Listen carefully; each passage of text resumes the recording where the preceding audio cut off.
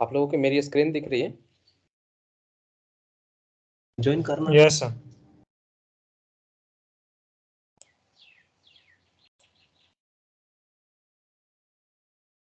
Okay, just a second.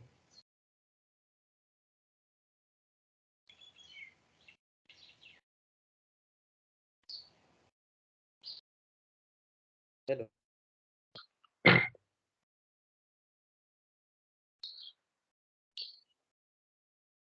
Okay, तो should I start now? और सभी ज्वाइन हो गए?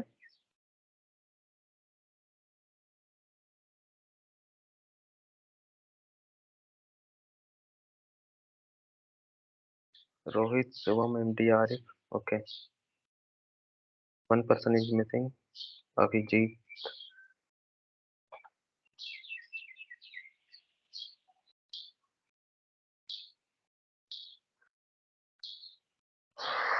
I guess I should start now. Okay, let's see. अभी तक हम लोगों ने जो पढ़ा है, मैं एक बार फिर से दिखा देता हूँ कि क्या क्या हुआ है। पहले तो बस हम लोगों ने प्रिंट करना सीखा शुरुआत के कुछ मिनट में। मल्टीपल चीजों को एक साथ प्रिंट करने का, फिर सेट पैरामीटर्स को यूज करके प्रिंट करने का हमने सीखा, फिर इंट पैरामीटर को यूज करके हमने प्रिंट करने का सीखा। फिर हम डेटा टाइप्स के बारे में देखें, इनिशियल्स में क्या क्या डेटा टाइप्स पाइथन्स में है, इंटीजर, डेसिमल, बुलियन, टेक्स्ट, और एक कॉम्प्लेक्स भी देखा था। हाँ, यहाँ कॉम्प्लेक्स, ठीक है। फिर हमने देखा कि लिस्ट कैसा रिप्रेजेंट होता है पाइथन में। अभी ज्यादा उसके बारे में हम लोगों ने नहीं सीखा है कुछ भी, ना तो टपल के बारे में, टपल भी कैसे रिप्रेजेंट होता है बस वो हमने देखा है। सेम सेट के लिए और डिक्शनरी के लिए। तो अभी तक हमने प्रिंट करना सीखा, क्या क्या डेटा टाइप्स होते हैं, उसके बारे में एक ओवरव्यू है कि कैसा दिखता है वो। फिर एक हमने सीखा कि टाइप फंक्शन कैसे काम करता है। टाइप फंक्शन के अंदर में हम जो भी हम डालते हैं, जैसे हमने यहाँ पे एक लिस्ट डाला, तो वो रिटर्न में मुझे एक क्या देगा, उस किस टाइप का है वो मुझे बताएगा। टाइप 1 दिया तो इंटीजर दिया, तो हमने टाइप सीखा। फिर हम लोगों ने सीखा कि वेरिएबल्स वेरिएबल्स कैसे हम लोग बनाते हैं पाइथन में। बहुत सिंपल रूल है, आप वेरिएबल का नाम देते हो, फिर आप इक्वल टू ऑपरेटर देते हो, फिर राइट साइड में आप एक वैल्यू देते हो जो कि आपको उस वेरिएबल के अंदर में भेजना है। तो वेरिएबल बनाना सीखा।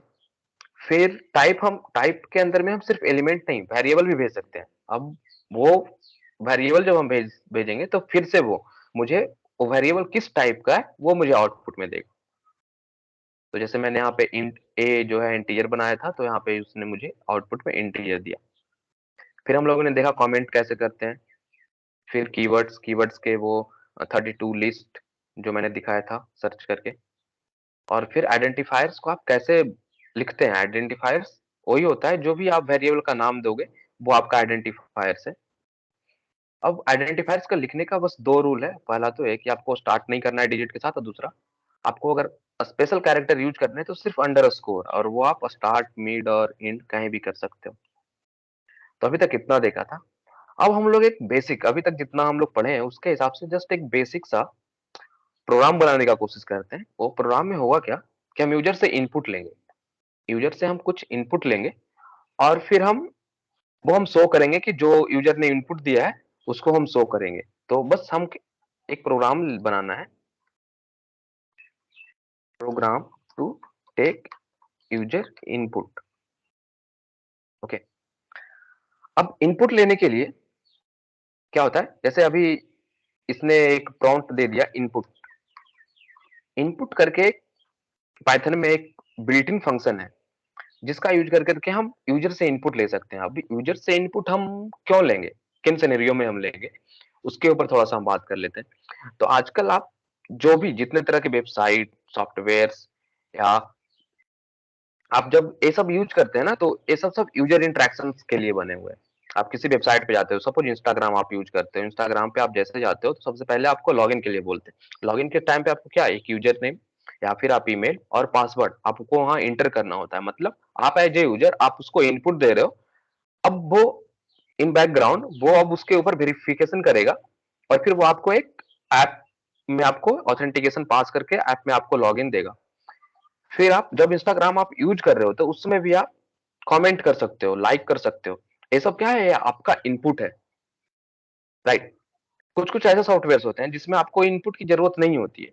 वैसे सॉफ्टवेयर जैसे आपको जो इन्फॉर्मेशन प्रोवाइड करने के लिए होते हैं, जैसे आप समझ लो कि आप किसी का स्टैटिक वेबसाइट आप किसी कंपनी का या फिर किसी कॉलेज का, इंस्टीट्यूट का आप जब वेबसाइट देखोगे, तो आप जाओगे तो वहाँ पे उस वेबसाइट पे उस कॉलेज के बारे में जैसे अपना ही हल्दिया कॉलेज का आप देखोगे, तो हल्दिया कॉलेज पे आप जानोगे कि हल्दिया कॉलेज में क्या-क्या सब कोर्स हो रहे हैं, उसके सारे वहाँ पे लिस्ट होंगे, कौन-कौन से ब्रांचेज़ हैं, वो सब वहाँ पे लिस्टेड है। बट ऐसा नहीं है कि आप वहाँ पे कुछ भी इन आपके इनपुट से कुछ वहाँ पे निर्भर हो रहा है, राइट? आप कुछ बता नहीं रहे हो, आपके हिसाब से कुछ चेंज नहीं हो रहा है, बस आपको वहाँ पे वेबसाइट पे सारे इन्फॉर्मेशन अवेलेबल है। आप बस क्लिक करते हो और आपको वो इन्फॉर्मेशन आपको जिस भी सेक्शन का चाहिए वो आपको दिख रहा होता है। बट दूसरे सॉफ्टवेयर्स जैसे आप कैलकुलेटर यूज़ करते हो या जैसे मैंने अभी बताया इंस्टाग्राम, आप गूगल पे सर्च करने के लिए जाओगे तो सर्च बार में आपको अपना टेक्स्ट इनपुट करना होगा। तो उसी के हिसाब से हम लोग अभी अब सीखेंगे कि यूज़र से हम इनपुट लेते कैसे हैं, ठीक है? तो इनपुट का बहुत ही ज़्यादा यूज़ है। अब इनपुट प्रो पाइथन के अंदर में इनपुट लेने के लिए हमारे पास एक फंक्शन है इनपुट। हमने इनपुट लिखा, इनपुट और साथ में ब्रैकेट लगाया। अब जब हम इतना ही को रन करेंगे, तो अब देखोगे कि यहाँ पे अब ये वेट कर रहा होगा, एक बॉक्स जैसा आएगा और वो वेट कर रहा होगा कि हम यहाँ पे कुछ इनपुट दें। इनपुट में अगर हम 1, 2, 3 सपोज टाइप कर दिए और एंटर दबाएँगे, तो क्या होगा? वो एज़ ए इनपुट ले लेगा और मुझे बस एक रिटर्न दे देगा। तो ए वाला जो टेक्स्ट आप देख रहे हो, ये तो मैंने इनपुट दिया और ए मुझे उसने रिटर्न किया, इनपुट देने के बाद। अब इस तरह का अगर हम इनपुट लिखते हैं, तो पता नहीं चलेगा कि हमें क्या इनपुट करना है। जैसे कि आप जाते हो इंस्टाग्राम पे, तो वहाँ पे लिखा होता है ऊपर में, राइट? कि एंटर योर यूजर नेम या एंटर योर ईमेल या एंटर योर पासवर्ड, इस तरह से। तो अगर हम बताएँगे नहीं कि इनपुट क्या करना है, तो ये बड़ा एम्बिगुअस होगा कि यूजर इनपुट इनपुट कुछ भी कर सकता है, राइट? तो इसलिए हम क्या करते हैं कि हम यहाँ पे ये तो मैंने रन कर दिया, तो ये फिर से आ रहा है। इसको हटाने के लिए इनपुट कुछ देते हैं और हम दिखाते हैं आपको कि शो करने के लिए कि हम मुझे इनपुट क्या करना है। तो सपोज एंटर योर नेम। अब मैंने एक टेक्स्ट अगर इनपुट के अंदर में इस तरह से टेक्स्ट अगर मैं भेजता हूँ, तो अब क्या होगा? अब आप देखो रन करने के बाद वहाँ पे आपको एक टेक्स्ट भी दिखेगा। जो मैंने टेक्स्ट लिखा सेम टू सेम वही टेक्स्ट यहाँ पे दिख रहा है। एंटर योर नेम और साइड में एक बॉक्स आ रहा है। इस बॉक्स में आपको इनपुट करना है। अब मैं यहाँ पे सुमन एंटर करता हूँ। जैसे ही मैं एंटर योर नेम के अंदर उस बॉक्स में सुमन एंटर किया, वो मुझे एक आउटपुट दे दिया सुमन। मैंने जो एंटर किया, वही मुझे आउटपुट मिल गया। तो अब क्योंकि हमने सीख लिया कि कैसे हमें यूज़र से इनपुट लेना है, अब हम एक छोटा-सा प्रोग्राम बनाते हैं, 2 नंबर्स को ऐड करने का और दोनों नंबर हम यूज़र से इनपुट लेंगे। Basic program add numbers and take user input और बाय टेकिंग यूज़र इनपुट,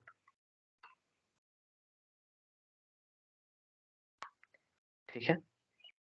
तो इस प्रोग्राम को बनाने के लिए हमें क्या-क्या लगेगा? पहले तो हमको लेना होगा यूज़र से 2 इनपुट लेना होगा। First take 2 numbers as input.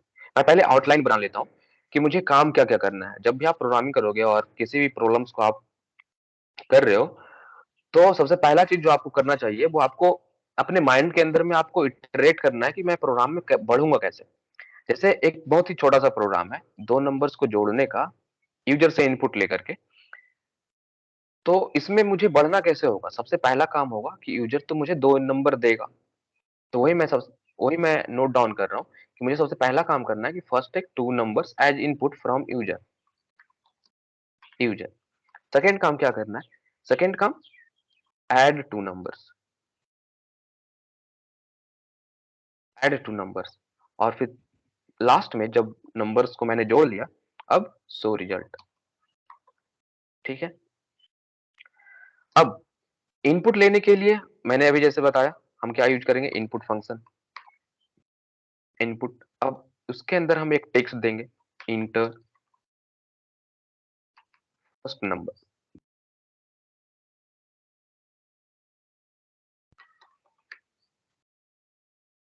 जैसा ही हम इतना लिखेंगे, तो अभी देखो इतना ही को मैं रन कर रहा हूँ, तो इंटर फर्स्ट नंबर करके आ रहा है। अब यहाँ पे मैंने 12 दे दिया और इंटर कर दिया। अब आप देखोगे कि जो मैंने इंटर किया 12, वो मुझे आउटपुट में मिल रहा है, बट मुझे उसको स्टोर करना होगा, राइट? तभी तो मैं उसके ऊपर ऑपरेशंस कर पाऊंगा। तो मैं क्या करता हूँ कि इसको मैं एक वेरिएबल में स्टोर कर लेता हूँ, तो नम1।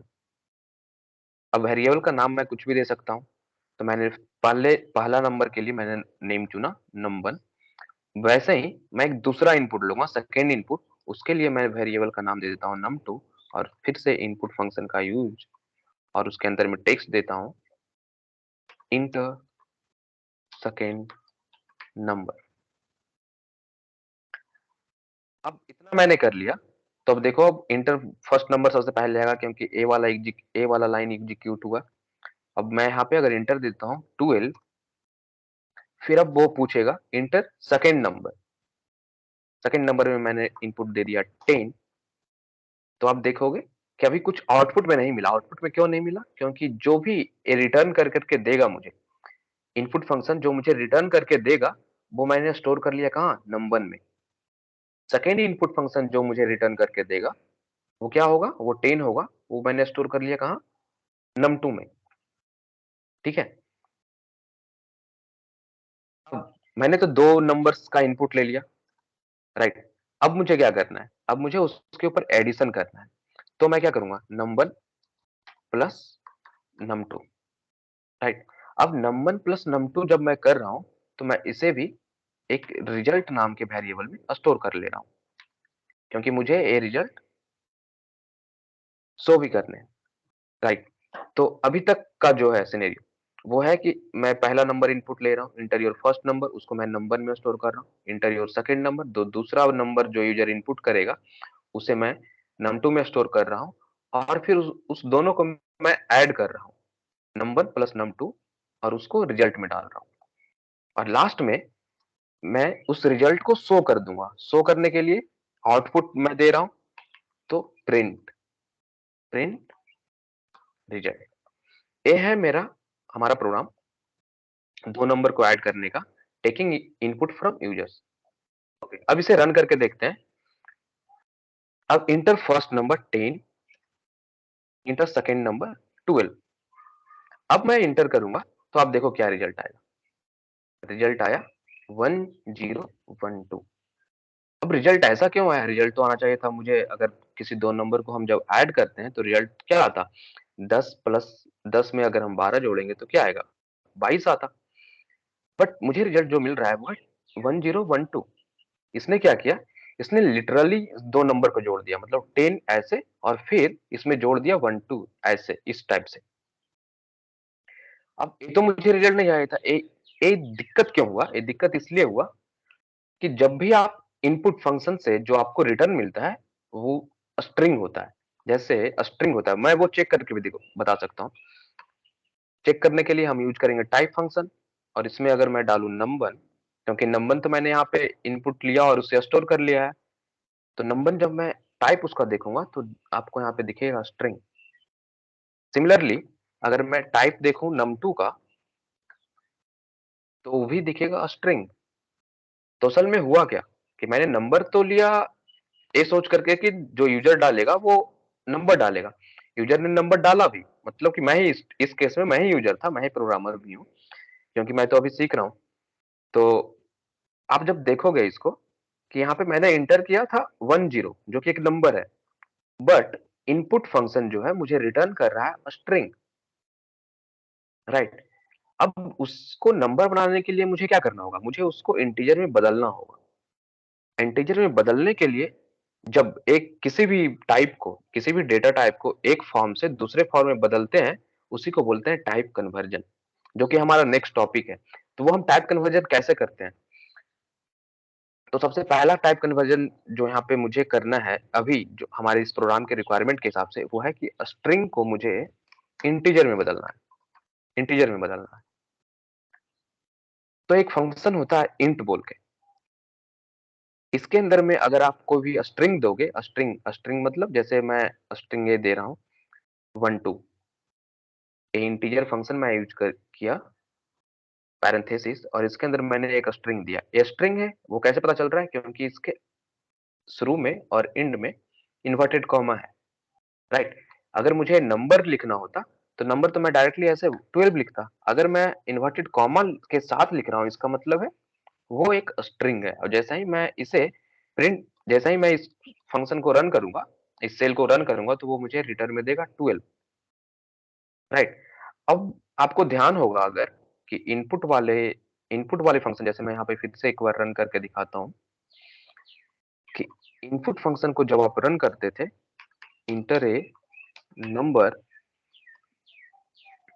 अब यहाँ पे मैं अगर इंटर में करता हूँ 12, अब जब आप देखोगे आउटपुट में, तो आप देखो यहाँ पे आउटपुट जो आ रहा है उसके साथ एक इन्वर्टेड कॉमा लगा हुआ आ रहा है। मतलब इसी से पता चल रहा है कि इनपुट फंक्शन जो है, जो मुझे रिटर्न कर रहा है, वो एक स्ट्रिंग रिटर्न कर रहा है, राइट?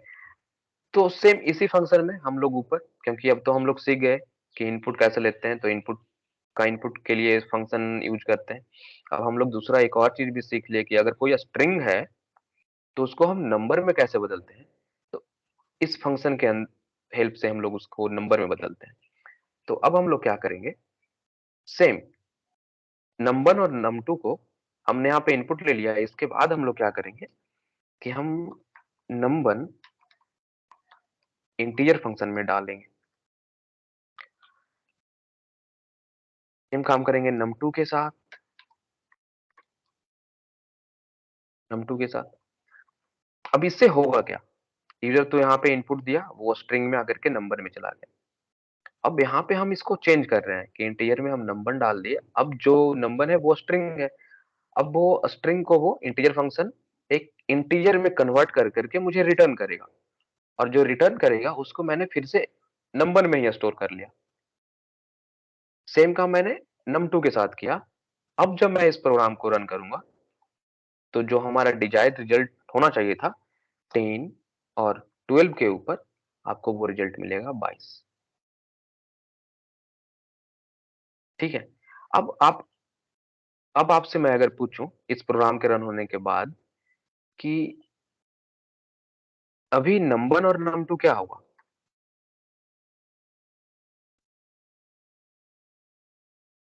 टाइप ऑफ नंबर क्या होगा? अगर आप लोगों ने इतना देर तक अगर कुछ भी समझा है, तो अगर आप बता सकते हो तो। टाइप ऑफ नंबर अगर मैं यहाँ पे करूंगा तो क्या होगा उसका रिजल्ट?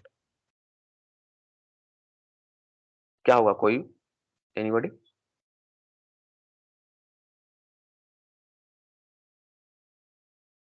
ओके, शुभम बोल रहे हैं इंटीजर। क्यों? क्योंकि मैंने यहाँ पे इंटीजर में जब हमने चेंज किया था, सेम उसी को इंटीजर वाले से जो मुझे रिटर्न आया उसको मैंने नंबर में ही रख लिया। तो अब क्या होगा, नंबर जो है मेरा चेंज हो जाएगा, स्ट्रिंग से इंटीजर बन गया होगा, राइट? शुभम ने सही जवाब दिया। ओके, इसी तरह का एक और प्रोग्राम करते हैं। सपोज कि एक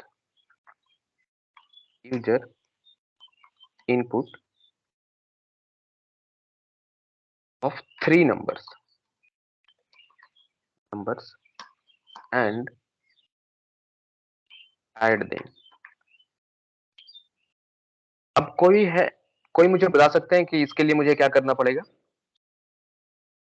इसके पहले में हमने सीखा दो नंबर्स को ऐड करने के लिए। अब मुझे अगर तीन नंबर्स को ऐड करना है, तो मुझे क्या और करना होगा? सेम उसी कोड के रेफरेंस के साथ में बता सकते हो, या फिर आप शुरू से बता सकते हो कि मुझे क्या करना होगा तीन नंबर्स को ऐड करने के लिए?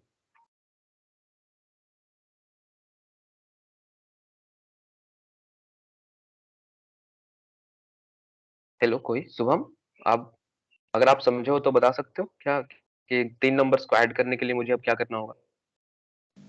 तो सिमिलरली करना पड़ेगा तीसरे नंबर के लिए भी, फिर तीनों को एक साथ ऐड करना होगा।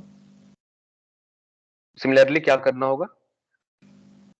सिमिलरली हम लोग सर टाइप कन्वर्सन कर सकते हैं वैल्यू लेने के बाद, या ओके, तो आप जैसे num3 हाँ, इक्वल टू int num3।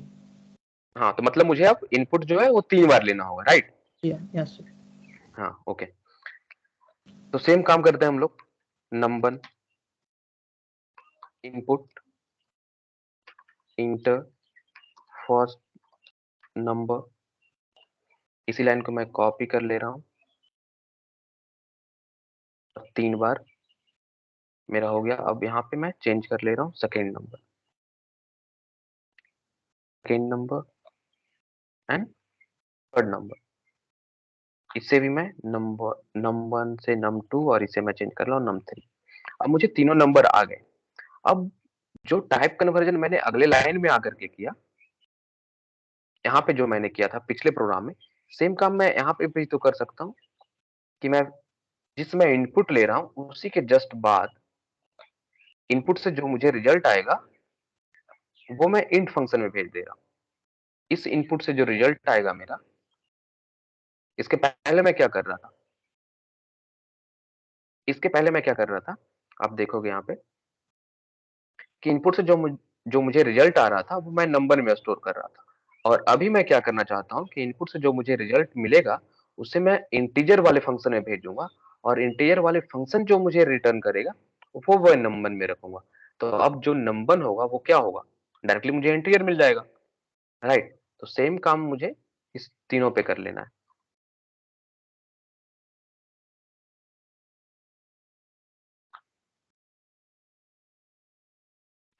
अब इनपुट तो ले लिया, अब एडिशन का काम होगा।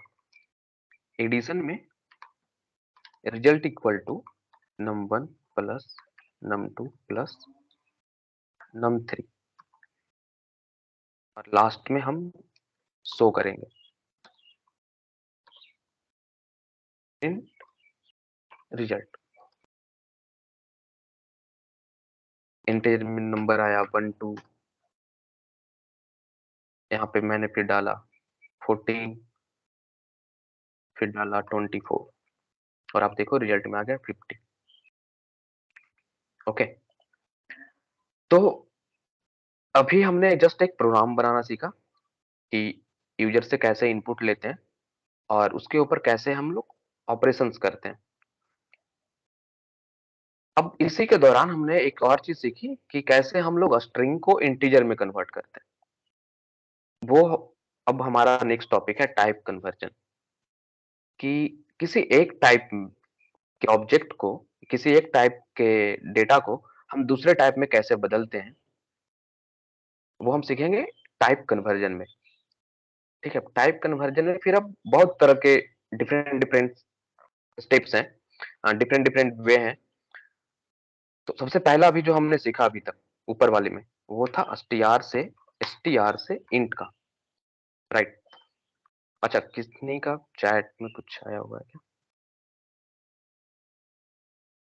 ओके, वो पुराना रिजल्ट बता रहे। ओके, तो str से int का मैंने देखा। अब कुछ और इसी के ऊपर मैं कुछ और ऑपरेशंस कर रहा हूँ। जैसे अगर मैं कहूँ कि इंटीजर ऑफ 12a, इसका क्या होगा रिजल्ट?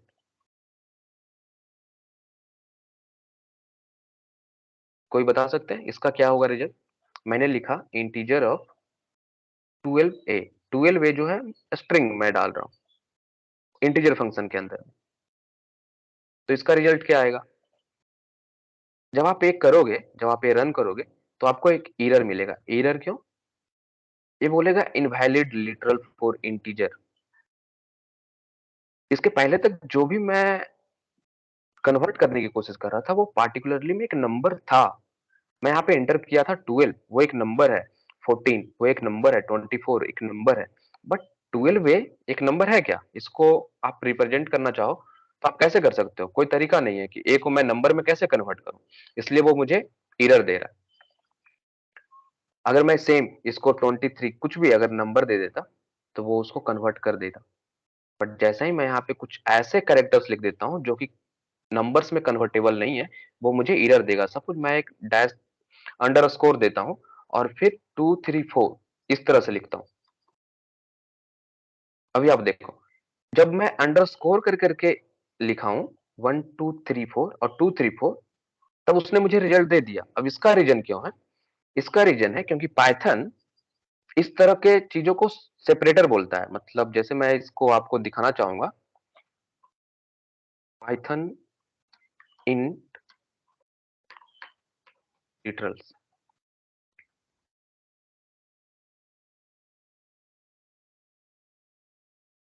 ओके, ए नहीं, पाइथन के ऑफिशियल साइट के ऊपर वहां पे उन्होंने डॉक्यूमेंटेशन में दिया रखा है किस किस बे के रिप्रेजेंटेशन को हम इंटीजर मानेंगे और किस किस को हम रिप्रेजेंटेशन को हम इंटीजर नहीं मानेंगे। यहाँ पे देखो, या तो वो डेसिमल इंटीजर होने चाहिए तो भी उसको इंटीजर में कन्वर्ट कर सकते हो, या तो वो ऑक्टा इंटी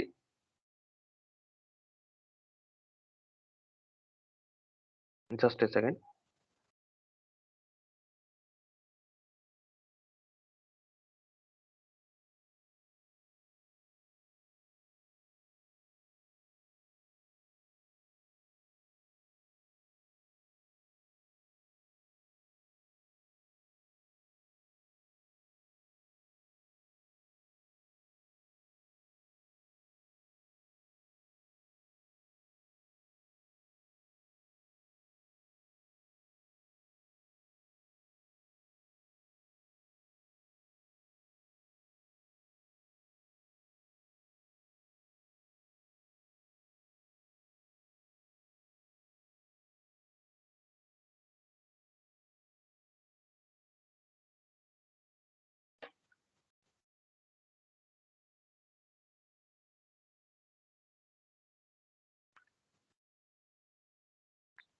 हाँ, यहाँ पे अगर आपको दिख रहा हो, इस तरह के रिप्रेजेंटेशन को वो एक नंबर में कन्वर्ट कर सकते हैं। इस तरह के रिप्रेजेंटेशन को, इसको बोलते हैं हेक्साडेसिमल रिप्रेजेंटेशन।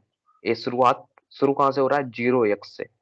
हेक्साडेसिमल अगर आप कंप्यूटर साइंस के स्टूडेंट्स हो या फिर अगर आपने थोड़ा सा भी डिजिटल या फिर तरह के नम कोर्सेज किए हैं जहाँ पे आपको बताए जाते हैं different forms of number, different representation of numbers. जैसे हेक्साडेसिमल्स में क्या होता है, मैं थोड़ा सा इंट्रो दे देता हूँ उसके बारे में।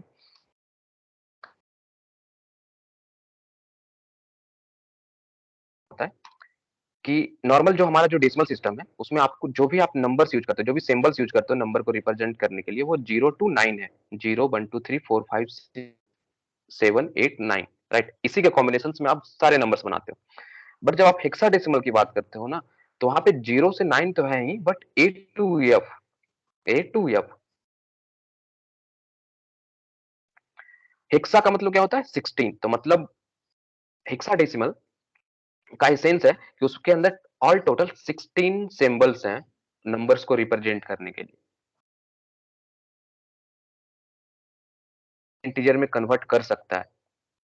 ए रिप्रेजेंटेशन है बाइनरी का, मतलब कि आपको बस दो सिंबल्स मिलेंगे किसी नंबर को रिप्रेजेंट करने के लिए, 0 और 1, और आपको बस 0 और 1 के फॉर्म में कुछ रहेगा तो आप उसको आप कन्वर्ट कर सकते हो इंटीजर में। सेम अगर अब मैं इसी को, इसीलिए यहाँ पे ए वाला जो आपने देखा, एक और चीज मैं आपको बताता हूँ। आप कहीं कहीं पे जब नंबर्स के बारे में बात करते हो, जब बहुत बड़े नंबर्स होते हैं तो थाउजेंड्स के बाद आपको कुछ सेपरेट कॉमा मिलता है, या फिर जैसे आपको 1000 इस, तो आपको 1000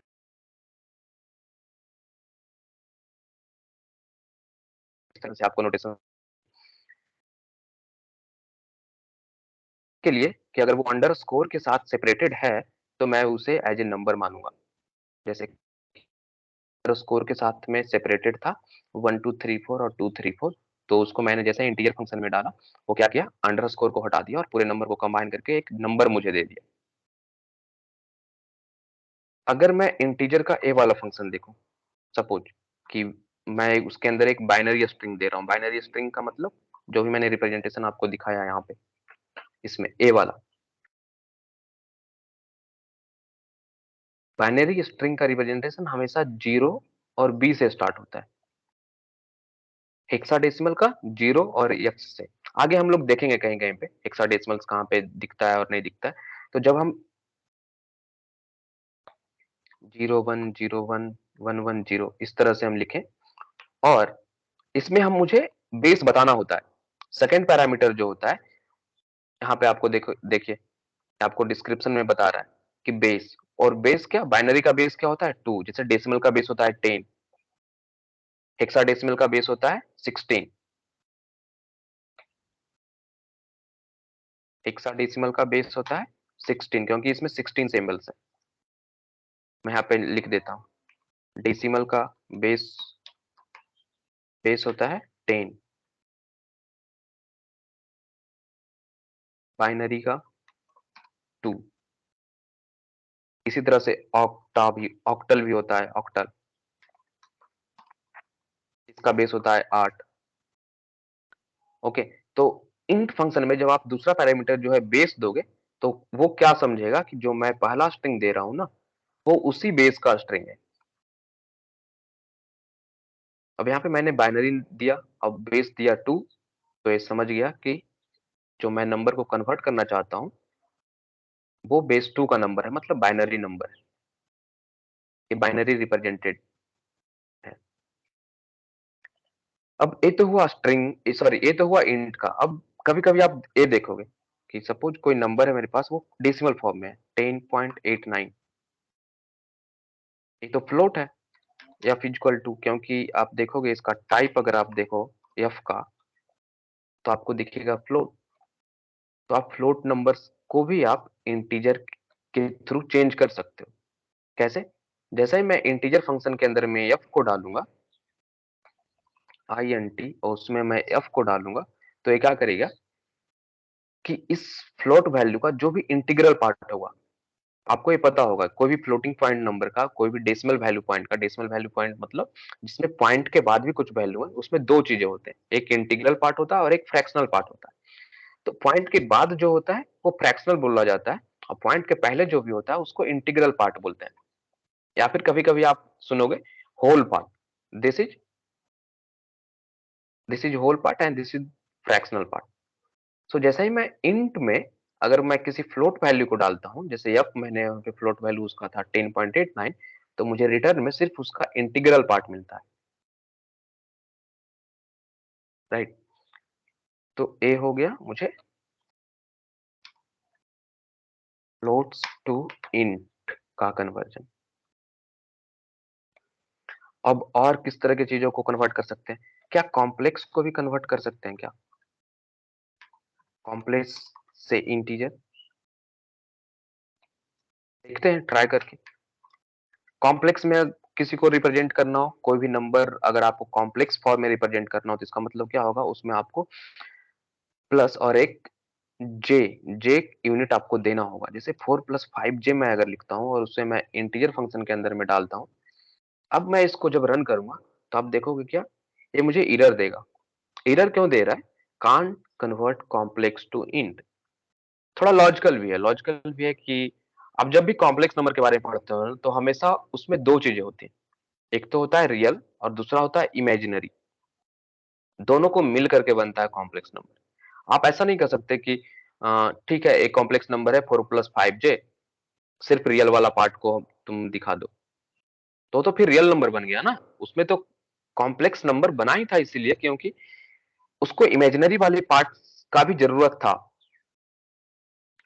तो अगर हम इमेजिनरी वाले पार्ट को हटा देते हैं, तो इसका मतलब है कि हम उस कंप्लीट उसका जो सिग्निफिकेंट था कॉम्प्लेक्स नंबर का, उसको हम हटा दे रहे हैं। ऊपर वाले केस में जब हम फ्लोट वाले का हम देख रहे थे, उसको जब हम इंटीजर में पास कर रहे थे, तो फ्लोट के अंदर में ही दो पार्ट्स हैं। उसका एक पार्ट इंटीग्रल है जो कि खुद इंटीजर वाला पार्ट है, दूसरा पार्ट है जो फ्लोट वाला पार्ट है, मतलब फ्रैक्शनल वाला पार्ट है।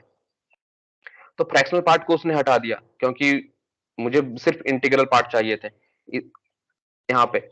बट जब मैं यहाँ पे देखूंगा ना, तो यहाँ पे रियल पार्ट 4 है, इमेजिनरी पार्ट 5 है, 5j, या फिर आप मैथमेटिक्स में देखते होगे सेम नोटेशन 5i।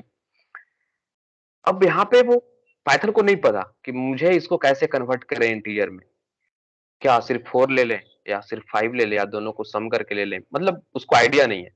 इसलिए वो सीधे बोल देता है कि मुझे नहीं पता, वो एरर दे देगा, type error, can't convert complex to int. So basic मुझे क्या पता चला, can't convert complex to integer. अब ऐसा और कुछ बचा, हाँ बुलियन है। क्या बुलियन को चेंज कर सकते हैं क्या? मैं यहाँ से कुछ और न्यू कोड सेल्स लेता हूँ। अब बुलियन में क्या होता है, बुलियन में या तो ट्रू होता है या तो फॉल्स होता है। अब इंटीजर के अंदर में हम ट्रू डालेंगे तो इसका रिजल्ट क्या आएगा? आप देखोगे तो इसका रिजल्ट 1 आएगा। क्यों? क्योंकि पाइथन और इन रियल सेंस भी ट्रू का मतलब 1 होता है, फॉल्स का मतलब 0 होता है। पाइथन भी सेम उसी वे में लेता है इस चीजों को, कि ट्रू को वो 1 मानता है इंटरनली और फॉल्स को 0 मानता है। आप अगर डिजिटल इलेक्ट्रॉनिक्स कभी पढ़े होगे कोई किसी सेमेस्टर में, तो वहां पे भी आपको इसके बारे में बताया जाता है कि कोई भी मशीन जो चलती है वो हाई वोल्टेज और लो वोल्टेज पे चलती है। हाई मतलब ट्रू, सेम सेंस है, और लो मतलब फॉल्स। और हाई इज अनदर वे में उसको 1 भी बोलते हैं और लो को 0 भी बोलते हैं। तो पाइथन भी उसको वैसे ही ट्रीट करता है, ट्रू को एज ए 1, एंड जब मैं यहाँ पे देखो दिखाता हूँ, इन के अंदर मैं फॉल्स डाल देता हूँ तो वो देगा प्रिंट 0, तो 1,0। ठीक है, तो इतना तो हो गया मुझे कि मैं क्या-क्या चीज़ों को इंटीजर में कन्वर्ट कर सकता हूँ। स्ट्रिंग को मैं कन्वर्ट कर सकता हूँ, जो कि कन्वर्ट होने के लायक रहेगा। जैसे ये कन्वर्ट होने के लायक था, तो इसको उसने कन्वर्ट कर दिया। ए स्ट्रिंग बाइनरी स्ट्रिंग था, तो बेस 2 के साथ इसको मैं कन्वर्ट कर सकता हूँ। बट मैं जैसे अभी दिखाया था यहीं पे, मैं मैंने शायद फिर डिलीट कर दिया, कि इंट में अगर मैं 12 ए डालता हूँ, वो इसको कन्वर्ट नहीं करेगा। सॉरी, ये तो स्ट्रिंग बना ही नहीं।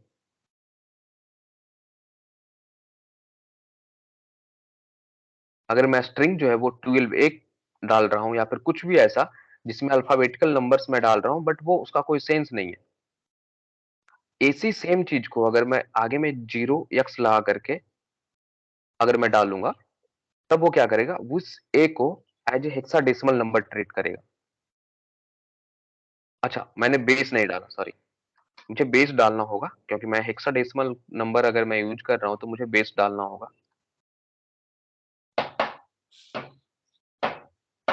अब अब देखो इस वाले पार्ट में, क्योंकि जैसे मैंने आगे में 0x लगा दिया, मतलब वो ए वाला जो पूरा स्ट्रिंग है उसका रिप्रेजेंटेशन हो गया क्या, हेक्साडेसिमल में। अब हेक्साडेसिमल का स्ट्रिंग है, तो मुझे बेस का वैल्यू देना होगा। जैसे मैंने यहाँ पे बाइनरी वाले के केस में दिया था, 0 b से स्टार्ट हो रहा है, मतलब ये बाइनरी स्ट्रिंग होगा, और बाइनरी स्ट्रिंग के लिए बेस होगा 2। सेम यहाँ पे हेक्साडेसिमल का था, तो 16 मैंने दिया और मैंने इसको चेंज कर दिया। अगर मैं ए के जगह पे सपोज जेड में दे देता हूँ यहाँ पे, तो क्या ये लेगा?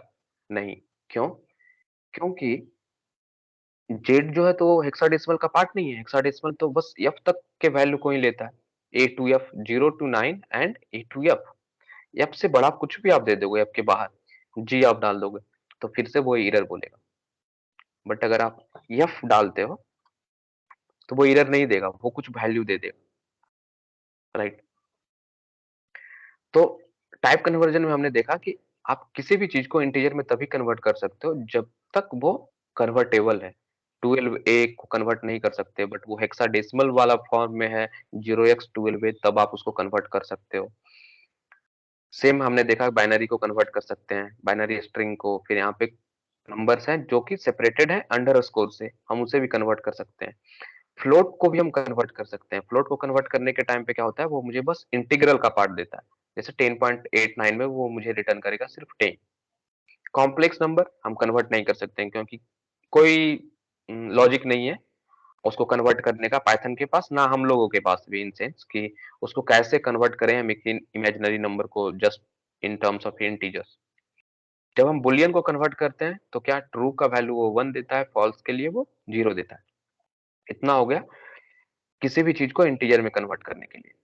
कुछ और चीजें हैं, जैसे इम्प्लिसिट वर्सेस एक्सप्लिसिट। इतना जो भी इसके पहले जितना भी हम लोग कन्वर्जन किए हैं अभी तक, ये सब एक्सप्लिसिट में आएगा, क्योंकि हम एज ए प्रोग्रामर ने एक एक्स्ट्रा फंक्शन लिखा उसको कन्वर्ट करने के लिए, राइट। इंट फंक्शन मैंने लिखा है यहाँ पे, इंट फंक्शन मतलब इंट फंक्शन के अंदर मैंने वैल्यू डाला, तब वो जाकर के मुझे रिटर्न जो दिया वो चेंज डेटा टाइप्स में रिटर्न दिया, उसका टाइप चेंज करके दिया। बट कभी-कभी ऐसा होगा कि आपको पाइथन खुद ब खुद उसको चेंज कर देगा। जैसे मैं दिखाता हूँ आपको। सपोज कि a इक्वल टू 10 है एंड b इक्वल टू 12.50 है। तो यहाँ पे आप देखोगे क्या है, a जो है वो क्या है, इंटीजर है, राइट। b जो है क्या है, फ्लोट है। आपको लग रहा होगा कैसे, टाइप्स चेक कर लेते हैं, type of a comma type of b। अब आपको ये दिख जाएगा इंट है कौन, a, क्योंकि पहले टाइप a मैंने चेक किया तो इंट आ रहा है, तो a जो है वो इंट है, b जो है फ्लोट है। अब मैं अगर इसका रिजल्ट को देखता हूं कि type of a plus b क्या होगा, और सपोज a प्लस b को भी मैं देख लेता हूं। अब आप देखोगे तो आपको पता चलेगा कि रिजल्ट जो आया वो मुझे 22.5 आया, और type of a plus b जो आया वो फ्लोट में आया। ऐसा क्यों हुआ? तो इंटरनली पाइथन क्या कर रहा है, वो एक इंटीजर को जैसा ही वो किसी फ्लोट के साथ एडिशन करने का उसको स्टेटमेंट आया, यहाँ पे मैं क्या कर रहा हूँ, a जो है इंटीजर है, b जो है फ्लोट है, तो a को जैसा ही किसी फ्लोट के साथ सम करने का बारी आया, तो वो इंटरनली क्या करेगा, a को वो टेम्पोरली फ्लोट वाला इसी इसी तरह से इंटरनली पाइथन क्या करेगा, फ्लोट ऑफ a करेगा और प्लस b करेगा, और अब जो रिजल्ट आएगा वही मुझे दे देगा। ओके, इसका एक और एग्जांपल मैं दिखाता हूँ आपको। अगर आप डिवीजन करते हो, सपोज 10 डिवाइडेड बाई 3 करते हो, तब आप देखो मैंने डिवीजन में दोनों ऑपरेटर्स जो दिए वो क्या दिए, दोनों जो सॉरी ऑपरेंड दिए वो क्या दिए, इंटीजर दिए। 10 भी इंटीजर है, 3 भी इंटीजर, बट मुझे रिजल्ट जो मिल रहा है वो क्या मिल रहा है, फ्लोट में मिल रहा है। तो इस तरह के जो कन्वर्जन हो रहे हैं ना, कि मैंने इनपुट इंटीजर दे रहा हूं, मुझे रिजल्ट में जो फ्लोट आ रहा है वो आ जाता है इम्प्लिसिट कन्वर्जन में। पाइथन खुद ब खुद इंटरनली वो कन्वर्ट करके दे रहा है मुझे। ओके, और जैसा ही मुझे कभी भी इस तरह से मुझे खुद लिखना पड़ रहा है कि इंट ट्रू, या फिर ऊपर में जैसा मैंने लिखा इंट और ए बाइनरी स्ट्रिंग, तो उसको बोलते हैं एक्सप्लिसिट। मतलब हम एज ए प्रोग्रामर एक्सप्लिसिटली हम किसी वेरिएबल का टाइप को चेंज कर रहे हैं। ओके, अब सेम जैसे हमने ऊपर में देखा कि स्ट्रिंग को इंट में बदल सकते हैं, सेम काम हम इंट के साथ कर सकते हैं कि इंट को हम स्ट्रिंग में बदल सकते हैं। कैसे? सपोज कोई नंबर है मेरे पास, वो है 100 या 101 कुछ भी। अब उसको स्ट्रिंग में बदलने का हम हमारे पास क्या तरीका है? तो एक सेम जैसे इंटीजर में बदलने का हमारे पास एक फंक्शन है इंट बोल के, स्ट्रिंग में बदलने के लिए सेम हमारे पास एक फंक्शन है str बोल के। इसके अंदर जैसे ही हम नम डालेंगे तो क्या करेगा वो, ये नंबर 101 को स्ट्रिंग में बदल देगा। स्ट्रिंग में बदलने का सेंस आपको कैसे पता चल रहा है कि वो इंड और स्टार्ट और एंड दोनों जगह एक इन्वर्टेड कॉमा दे देगा, राइट। सेम काम हम कर सकते हैं इंट को फ्लोट में बदलने का। इंट का फ्लोट में बदलने का सेम यहाँ पे अभी हमने देख भी लिया था, राइट। यहाँ पे फ्लोट ऑफ एक जब किया तो वो सेम काम कर रहा है, एक ए को क्या करेगा, वो फ्लोट में चेंज कर देगा। जैसे कोई नंबर हम लेते हैं ए इक्वल टू 11, उसको हम फ्लोट में चेंज करना है, तो ए हम फ्लोट करके एक फंक्शन है जो कि किसी भी चीज को फ्लोट में चेंज करेगा अगर वो कन्वर्टेबल है तो पहले इंटीजर में जब था तो वो क्या था, सिर्फ 11 था। अभी आप जब फ्लोट में उसको कन्वर्ट कर दिए तो वो 11.0 हो जाएगा। तो ये कुछ तरीके हैं जिससे कि आप अ, एक फॉर्म एक फॉर्म ऑफ डेटा को दूसरे फॉर्म में बदल सकते हैं। कुछ और मैं दिखा देता हूँ, किसी भी जैसे इंटीजर को या स्ट्रिंग को कैसे बुलियन में बदलते हैं। तो यहाँ पे भी एक फंक्शन होता है बुल बोल के। बुल में जैसे ही आप कोई नंबर डालोगे, सपोज 1 2 कुछ भी डालोगे आप, तो ये ट्रू रिटर्न करेगा। जीरो के अलावा आप कुछ भी नंबर डालोगे, जीरो मैं डालूंगा तो ये फॉल्स रिटर्न करेगा, बट जीरो के अलावा मैं कुछ भी डालूंगा, 1 2 3 0 0 0 कुछ भी डालूंगा तो ये मुझे ट्रू रिटर्न करेगा। ठीक है, इवन निगेटिव में भी मैं कोई नंबर अगर मैं डालता हूं इसके अंदर तो वो मुझे ट्रू रिटर्न करेगा। Just for one, just for zero it will return false. Okay, अब स्ट्रिंग अगर हम डालते हैं बुलियन के अंदर में तो क्या होगा, आप देखो बुलियन के अंदर में कोई स्ट्रिंग जैसे ए बी सी, अगेन किसी भी स्ट्रिंग के लिए ए हमेशा ट्रू रिटर्न करेगा, बट जैसा ही हम यहाँ पे इम्प्टी स्ट्रिंग मतलब स्ट्रिंग में कुछ नहीं है, सपोज यहाँ पे कुछ भी मैंने टाइप नहीं किया, बस वो रिप्रेजेंटेशन है सिंगल इन्वर्टेड कॉमा का, तो इसका मतलब है कि वो एक इम्प्टी स्ट्रिंग है, और जब आप इम्प्टी स्ट्रिंग पास करोगे बुल के अंदर में तब वो फॉल्स रिटर्न करेगा। ओके, सो मैं यहाँ पे नोट भी कर देता हूँ, string to bool true for any string other than empty string।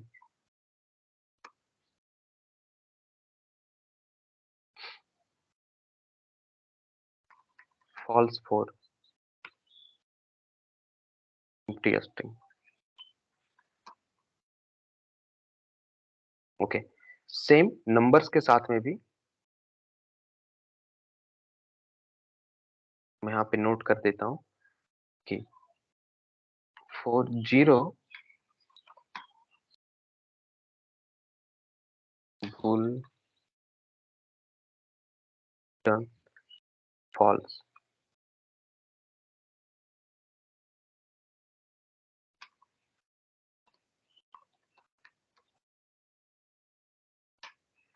for for all other numbers bull return one, sorry true. अब अब मैं आपसे एक प्रॉब्लम पूछता हूँ, जितना भी अभी जस्ट सेकेंड हाफ सेशन में जो भी हुआ उसके बेसिस पे, कि what will be the output of this program. आप लोग मुझे टेक्स्ट में चैट में बता सकते हो कि इसका रिजल्ट क्या होगा।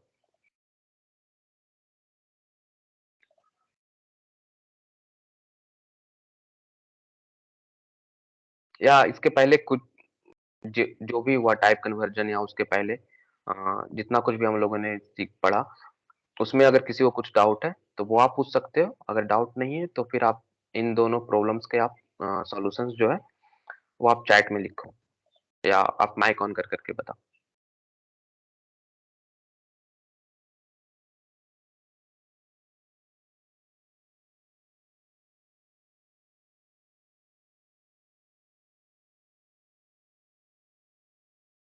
एनीवन?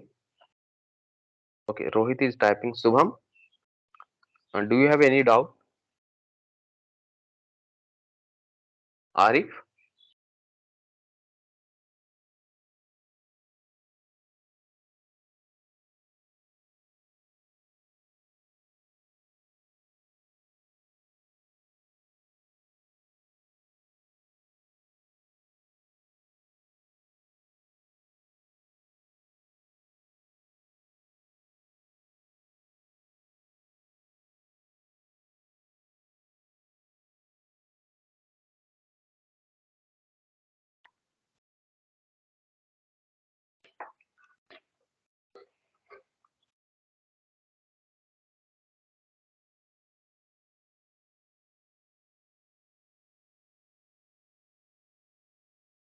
ओके, रोहित बोल रहे हैं डबल वैल्यू इन सेकेंड। कोई और कोई और ट्राई नहीं कर रहे हैं? किन्हीं को कोई डाउट है तो आप पूछ सकते हो, नहीं तो अ, मैं फिर से यहाँ पे स्क्रीन खोल करके रखता हूँ ताकि सबको देख सके क्या रिजल्ट होगा इन दोनों आउटपुट का। सेकेंड वाले का क्या होगा, what will be the output, और फर्स्ट वाले का क्या होगा।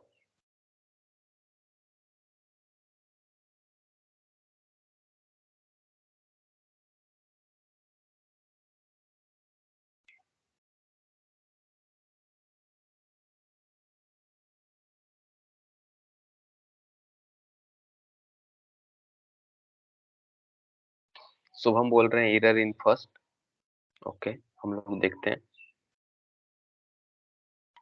अभिजीत, अभित, ये लोग भी हैं। आप लोगों को कोई डाउट है तो बताइए। हेलो अभिजीत, आप कॉल पे हो?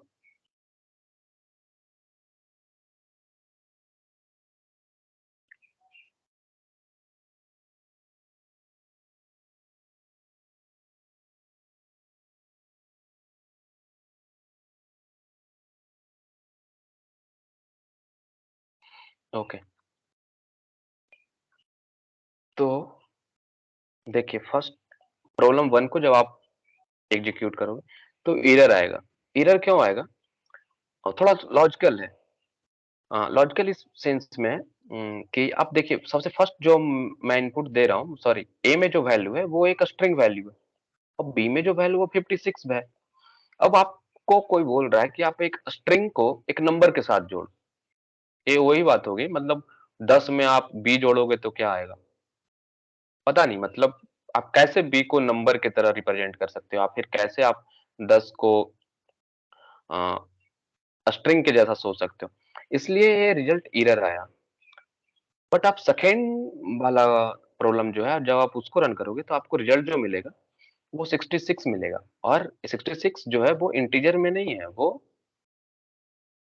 फ्लोटिंग पॉइंट नंबर्स है, 66.0। सो बहुत ही आसान था, ऐसा नहीं था कि कुछ इसमें आ, आपको बहुत ज्यादा लॉजिक या दिमाग का जरूरत था। बेसिक अंडरस्टैंडिंग के ऊपर जो भी हमने सीखा अभी पिछले 15 से 20 मिनट में, उसके ऊपर ये दोनों क्वेश्चन थे। अब हम लोग थोड़ा कुछ और कॉम्प्लेक्स चीजें सीखते हैं। इफ और एल्स पढ़ेंगे। इफ और एल्स क्या होता है? जब भी हमें किसी कंडीशन के ऊपर ब्रांचिंग करना है अपने कोड में।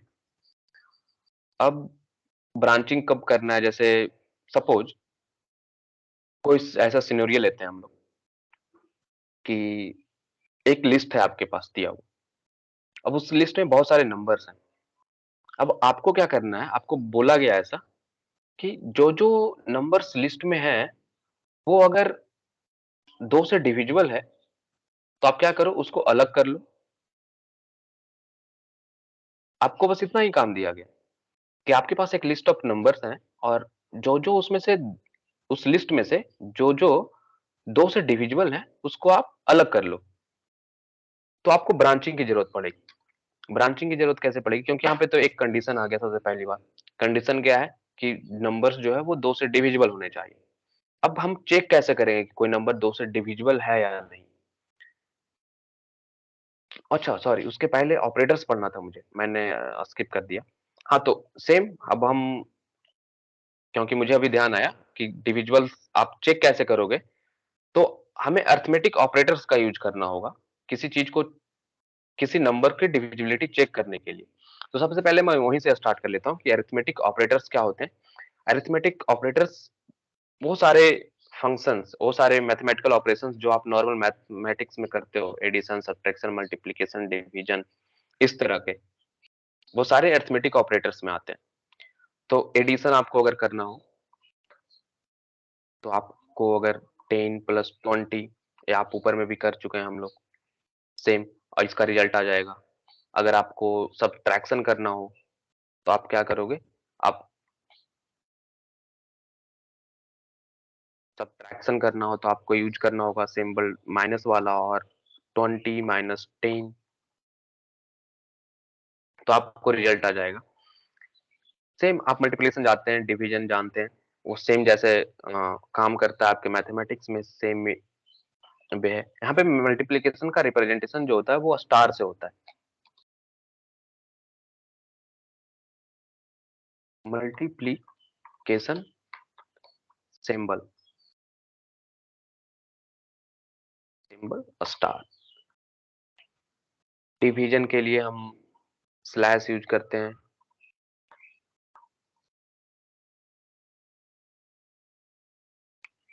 अब ये सब तो बेसिक सा है, सभी को पता होगा, बट एक और इसके बाद ही मैं दो ऑपरेटर्स रखा हूं। इन्हीं दो ऑपरेटर्स, यही पहला जो ऑपरेटर है, ये परसेंटेज साइन जो दिख रहा है, उसी ऑपरेटर से पता चलता है कि कोई चीज किसी से डिविजिबल है या नहीं। वो कैसे, मैं बताता हूँ। इसको बोलते हैं मोडुलो ऑपरेटर। Modulo operator. और ये इसका साइन यही परसेंटेज सिंबल है। अब कोई दो नंबर है मेरे पास, सपोज a इक्वल टू 10 और b इक्वल टू 2। अब मुझे चेक करना है कि जब मैं a को 2 से डिवाइड करूंगा, जब मैं a को 2 से डिवाइड करूंगा, a को b से डिवाइड करूंगा, तो रिमाइंडर क्या बचेगा। अभी तो क्योंकि a का वैल्यू 10 है, b का वैल्यू 2 है, तो जब मैं डिवाइड करूंगा तो रिमाइंडर क्या क्या आएगा, कुछ नहीं आएगा। रिमाइंडर 0 आएगा। क्यों? क्योंकि ये कंप्लीटली डिविजिबल है। बट यही अगर मैं b को 2 की जगह 3 कर देता हूं, अब आप देखोगे तो 1 को b से डिवीजन के बाद फिर वैल्यू जो आ रहे हैं वो 1 आ रहा है। क्यों?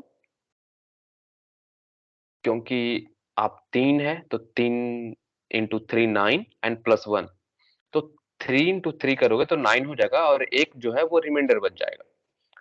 तो मॉडुलो ऑपरेटर का सेम काम वही है, जो कि मैंने अभी बताया आपको कि मॉडुलो ऑपरेटर का यूज कब होता है। आपको अगर डिविजिबिलिटी चेक करनी है किसी नंबर का किसी दूसरे नंबर के साथ, तो सेम अगर कोई नंबर 2 से डिविजिबल है, इसका मतलब क्या हुआ कि जब मैं उसके ऊपर मॉडुलो ऑपरेटर अप्लाई करूंगा 2 के साथ, तो रिमाइंडर मुझे क्या बचनी चाहिए, 0।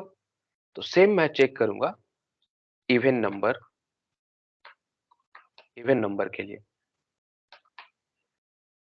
कि कोई नंबर जैसे 12 है, अगर मैं उसको 2 से चेक करना है मुझे, तो वो डिविजिबल है या नहीं, तो मैं उसका मॉडुलो ऑपरेटर के साथ देखूंगा। अगर वो 0 आ रहा है तो इसका मतलब है कि वो क्या है, इवन नंबर है। तो इस तरह के कुछ कुछ ऑपरेटर्स और हैं जो कि हमें पढ़ने हैं, जैसे less than, greater than, less than equal to, greater than equal to, double equal to, not equal to. Double equal to equality check करता है। अरिथमेटिक ऑपरेशंस में सब बेसिक था। एक और बचा हुआ अरिथमेटिक ऑपरेटर्स में जो है डबल डिवीजन। डबल डिवीजन मतलब उसका रिप्रेजेंटेशन वैसा है, बट इसको बोलते हैं फ्लोर डिवीजन या फिर इंटीजर डिवीजन। मैं यहाँ पे नोट कर देता हूँ। मीन्स फ्लोर डिवीजन और और फ्लोर डिवीजन और इसको integer division.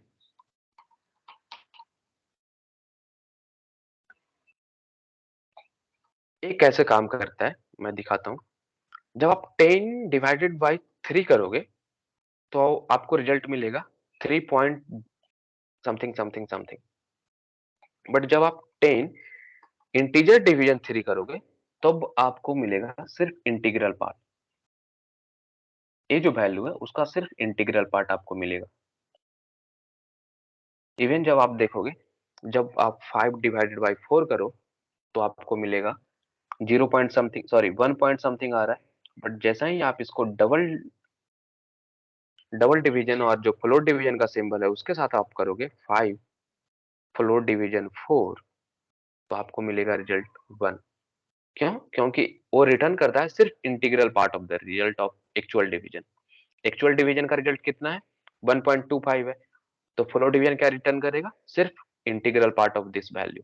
Integral part of that value will be 1। इस सेम है ऐसे, जैसे आप इसको मैं इंट में डाल दूं, तो इंट क्या करता था, 5/4 मुझे एक फ्लोट वैल्यू रिटर्न कर रहा है 1.25, राइट।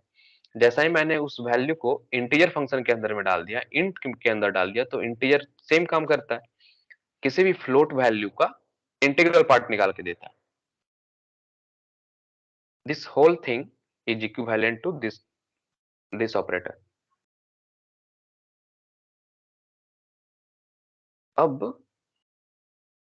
अब आप एक और चीज देखोगे कि मोडुलो ऑपरेटर और इंटीजर डिवीजन ऑपरेटर कैसे दोनों एक साथ में सिग्निफिकेंट है, वो मैं दिखाता हूँ। जैसे आप a इक्वल टू, अगर आपके पास कोई वैल्यू है जस्ट 20, v इक्वल टू आपके पास है 3, तो अगर आप कोसेंट और रिमाइंडर के टर्म्स में सोचोगे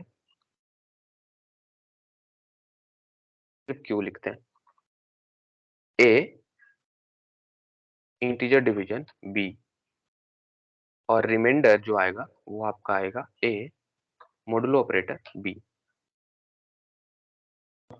क्यू कॉमा आर को मैं यहाँ पे प्रिंट कर दे रहा हूँ।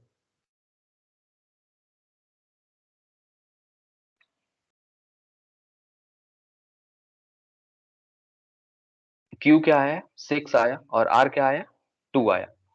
जब आप एक और चीज, अगर आप डिवीजन आपको आता होगा तो आपको ध्यान होगा कि किसी भी नंबर को जब हम किसी से डिवाइड करते हैं ना, तो इस तरह का इक्वेशन जो है फॉर्म होता है, वो होता है क्यू इंटू डिविडेंड, जो कि यहाँ पे मेरा बी है, और प्लस रिमाइंडर।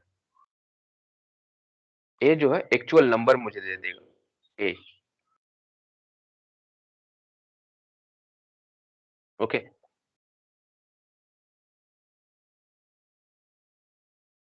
क्यू में जब जब आप नॉर्मल डिवीजन करते हो, जैसे 20/3 मैं करूंगा इन पेपर और in paper with pen, then आप कैसे डिवीजन करते हो, आपको 3 इंटू 6 टाइम्स आप इंटू करोगे तो 18 आएगा।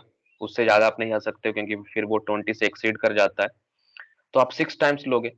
अब 6 टाइम्स लिए तो फिर रिमाइंडर आपका 2 बच गया, और 6 जो आया वो आपका कोसेंट आ गया। Quotient and remainder same, this is quotient and this will give you the remainder. और सेम यहाँ पे मैं क्या कर रहा हूँ, मुझे अगर चेक करना है, मैं बस दिखाने की कोशिश कर रहा था कि सेम जैसे आप कोसेंट और रिमाइंडर वाला चीज आप मैथमेटिक्स में करते हो कि कोसेंट इंटू जो जिससे डिवाइड हो रहा है, जिससे डिवाइड हो रहा है मतलब बी, उसमें आप इंटू करो और प्लस रिमाइंडर करो तो आपका एक्चुअल नंबर आ जाएगा। ओके, अब देखते हैं हम लोग। मोडुलो ऑपरेटर हो गया, मतलब अरिथमेटिक ऑपरेटर्स का सारा ऑपरेटर्स देख लिया। हाँ, प्लस माइनस बेसिक था ए दोनों था, जो कि एक्स्ट्रा है, थोड़ा न्यू है, उसके बारे में मैंने बात कर लिया। अब आता है रिलेशनल ऑपरेटर। रिलेशनल, अच्छा वन मोर थिंग, अरिथमेटिक के ऊपर में ही मैं कुछ और चीजें थोड़ा सा मैं बता देता हूँ। अरिथमेटिक ऑपरेटर फ्लोट के ऊपर भी काम करता है, क्योंकि फ्लोट भी तो एक नंबर ही है ना, तो फ्लोट के ऊपर भी काम करेगा। 1.0 प्लस 3.5, ये भी तो न्यूमरल्स है, तो उसके ऊपर काम करेगा। बट ये स्ट्रिंग पे काम नहीं करता है। स्ट्रिंग पे कैसे काम नहीं करता, जैसे ए बी को हम प्लस कर रहे हैं सी डी के साथ, ये तो आपको काम करता दिख जाएगा, क्योंकि यहाँ पे जो प्लस जो एडिशन वाला चीज है, इसको बोलते हैं स्ट्रिंग के साथ जब एडिशन लगता है तो इसको बोलते हैं स्ट्रिंग ऑन एडिशन, इसको बोलते हैं कैटेनेशन। किया क्या, इसने पूरे स्ट्रिंग जो ए बी था उसको और बी को दोनों को एक साथ जोड़ दिया, तो ए बी और सी डी बन गया। बट अगर आप जैसे ही ए बी और C D, suppose A B C पे माइनस आप करने के लिए जाओ, तो आपको रिजल्ट एरर आएगा। क्यों? क्योंकि ये डिफाइंड नहीं है। आप क्या करोगे जब इस तरह का आपके पास मिलेगा, तो एक स्ट्रिंग को दूसरे स्ट्रिंग से आप घटाने की बात कर रहे हो, तो इसका कोई डिफिनेशन नहीं है पाइथन के अंदर, इसलिए वो एरर देगा। तो स्ट्रिंग जो है सिर्फ इसके ऊपर काम करता है, सिर्फ एडिशन के ऊपर काम करता है, और उसको स्पेशल नेम दिया गया, उसको बोलते हैं कॉन्कैटिनेशन। फ्लोट के ऊपर सारे अरिथमेटिक ऑपरेटर्स काम करते हैं, क्योंकि फ्लोट भी एक न्यूमेरल से में आता है। क्या बुलियन पे काम करता है क्या? ट्रू प्लस फॉल्स, तो आप देखोगे हाँ ये काम करता है। ये काम इसलिए करता है क्योंकि इंटरनली ट्रू को 1 लिया जाता है और फॉल्स को 0, तो वो इन सेंस वो भी एक न्यूमरल्स में ही है, 0 और 1। जैसा ही आप ट्रू प्लस ट्रू करोगे, प्लस ट्रू करोगे, तो ये क्या हो जाएगा 1 + 1 और रिजल्ट में आपको मिलेगा 2, राइट। तो बुलियन पे भी अरिथमेटिक ऑपरेटर सारे काम करते हैं। आप कुछ और भी अगर चेक करना है कि इनटू काम करता है या नहीं, तो वो काम करेगा। ट्रू इनटू ट्रू, तो 1 इनटू 1 क्या आएगा 1। क्या ये कॉम्प्लेक्स पे काम करता है?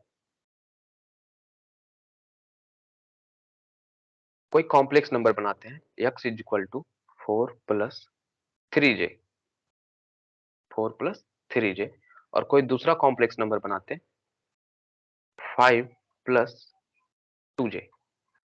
अब इसके ऊपर हम एडिशन करते हैं x + y, तो आप देखोगे एडिशन काम कर रहा है। और एडिशन कैसे काम करता है?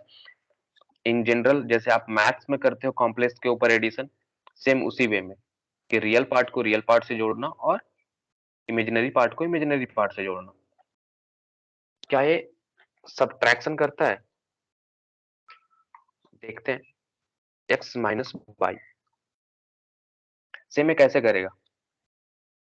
रियल पार्ट को रियल पार्ट से सब्ट्रैक्ट करेगा और इमेजिनरी पार्ट को इमेजिनरी पार्ट से। आप देखो 4 - 5 किया तो वो -1 रिजल्ट आया, और 3 - 2 किया तो वो 1 रिजल्ट दिया। अगर हम देखें कॉम्प्लेक्स के ऊपर मल्टीप्लिकेशन,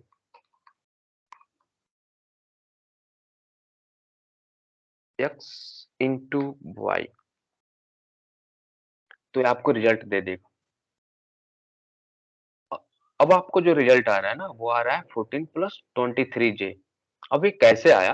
अगर आपको ए जानना है तो आपको, अगर ध्यान में होगा तो आपको देखना होगा complex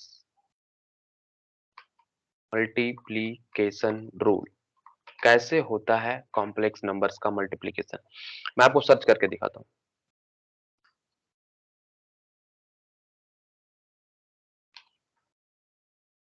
complex numbers multiplication.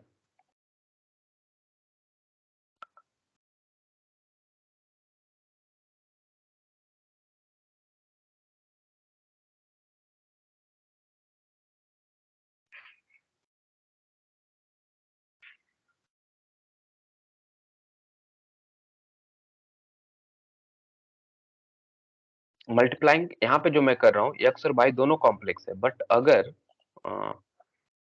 X जो होता, सपोज एक नंबर एक्स में अगर मैं इंटू करूं 2 का, तो ये क्या करेगा? ये दोनों में जाएगा, इमेजिनरी पार्ट को में भी जाएगा और दूसरे रियल पार्ट में भी जाएगा, और दोनों में इंटू कर देगा 2 2 का।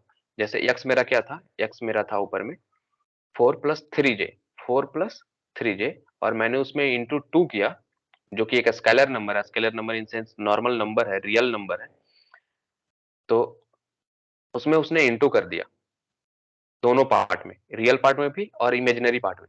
बट जब आप दो कॉम्प्लेक्स नंबर का मल्टीप्लिकेशन करते हो, तब ये कैसे जाएगा? मैं दिखा देता हूं यहीं पे। क्योंकि x के भी दो कंपोनेंट्स हैं, रियल और प्लस x.img इमेजिनरी।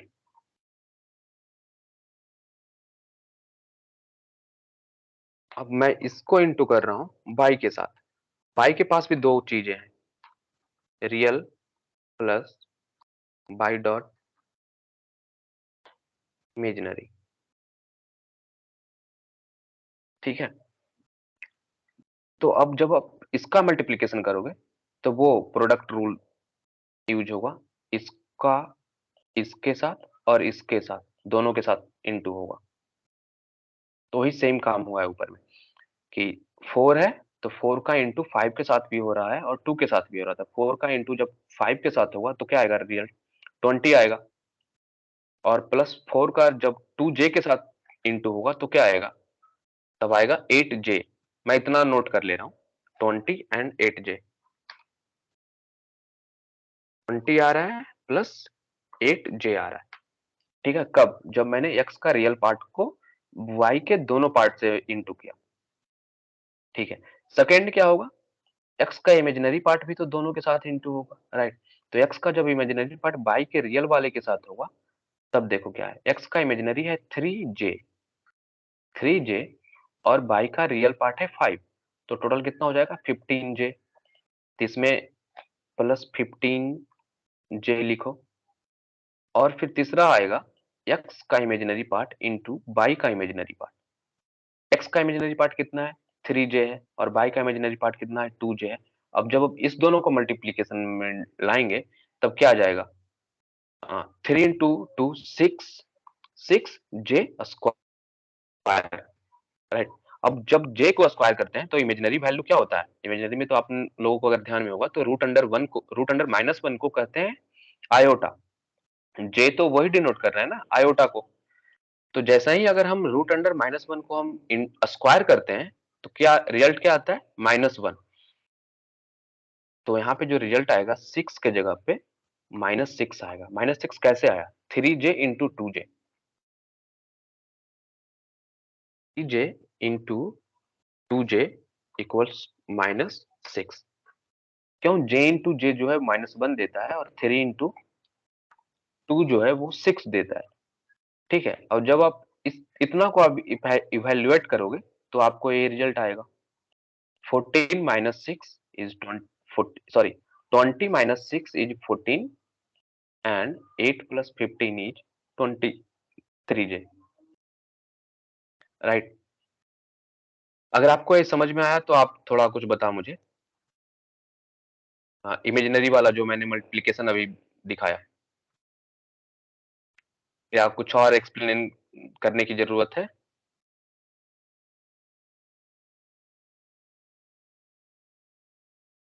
हेलो, कोई, एनीबॉडी?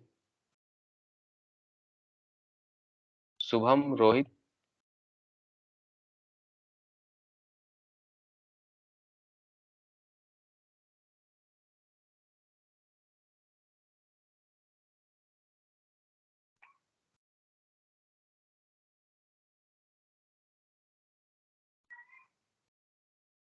ओके। तो अभी हमने क्या देखा, अभी हमने देखा कि अरिथमेटिक ऑपरेटर्स जो जो है, एडिशन कॉम्प्लेक्स पे काम करता है, सब्ट्रैक्शन भी कॉम्प्लेक्स पे काम करता है, मल्टीप्लिकेशन भी काम करता है, सेम उसी तरह से डिवीजन भी काम करता है। Yeah. अब डिवीजन के नियम दूसरे हैं।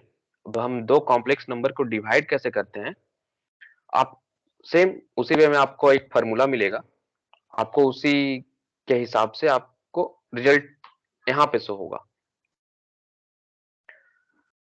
आप ये देखो,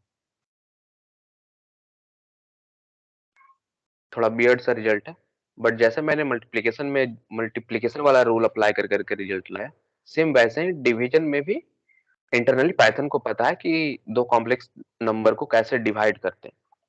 तो in broader sense complex number के ऊपर भी अरिथमेटिक ऑपरेटर्स काम करते हैं। ओके, अब ऑपरेटर्स में क्या बचा है, अरिथमेटिक ऑपरेटर्स में कुछ नहीं बचा है, क्योंकि जितने भी डेटा टाइप्स हैं, इंटीजर्स हैं, उसके ऊपर हमने दिखा दिया इंटीजर पे सारा काम करता है। फ्लोट पे भी सब काम करता है इंटीजर की तरह ही। स्ट्रिंग पे सिर्फ एक काम करता है एडिशन, और उसको बोलते हैं कॉनकैटिनेशन। उसके अलावा और कोई ऑपरेटर काम नहीं करता है। तीसरा, कॉम्प्लेक्स नंबर के ऊपर भी हमने दिखा दिया कि एडिशन, सब्ट्रैक्शन, मल्टीप्लिकेशन ये सब काम करते हैं, डिवीजन भी काम करते हैं। अब आते हैं हम लोग रिलेशनल में।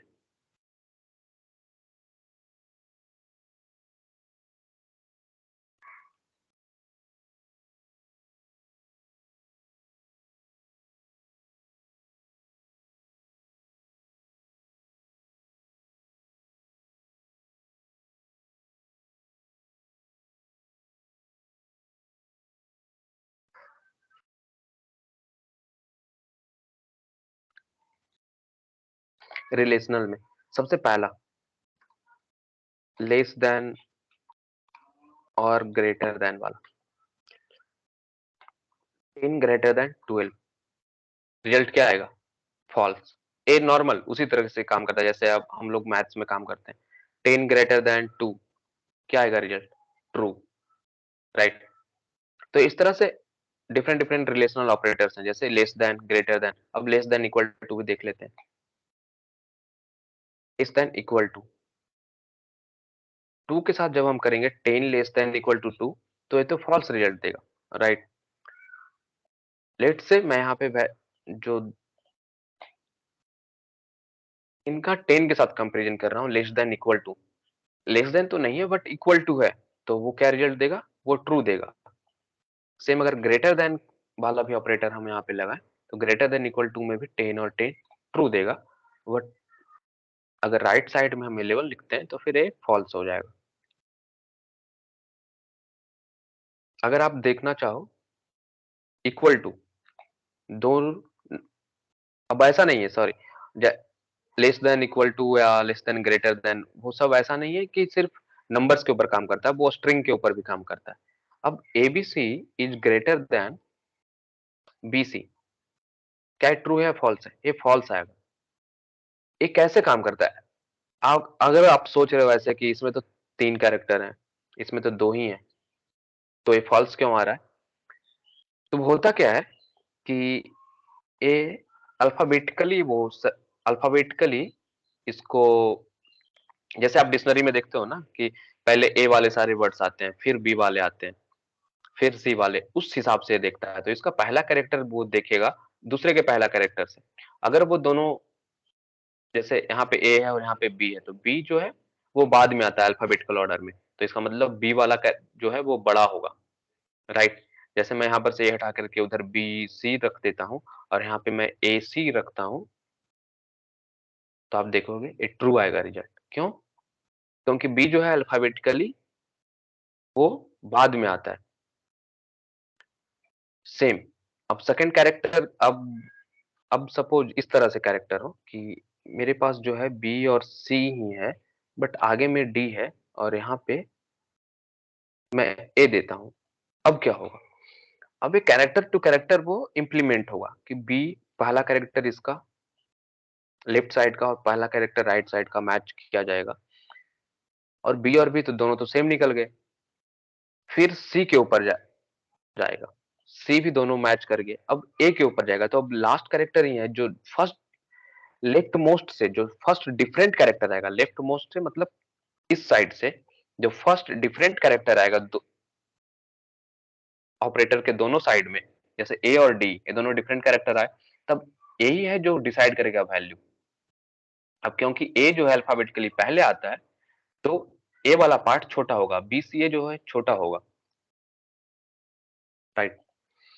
अब अगर मैं आपसे पूछूं कुछ इस तरह का सवाल कि Mumbai is greater then Delhi, तो आप देखो ट्रू आएगा। क्यों? क्योंकि यम जो है वो अल्फाबेटिकली बाद में आता है, किससे? डी से।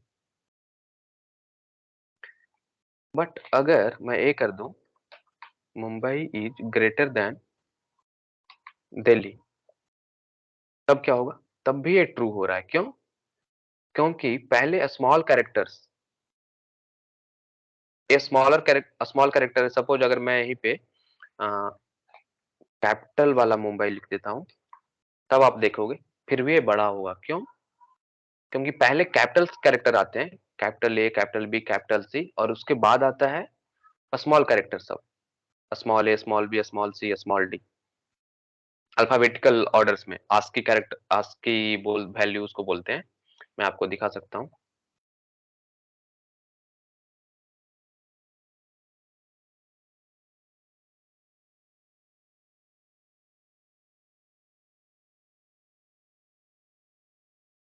आप ये देखो, यहाँ पे आपको दिख रहा होगा स्क्रीन पे कि लेटर ए जो है उसका आस्की वैल्यू 97 है,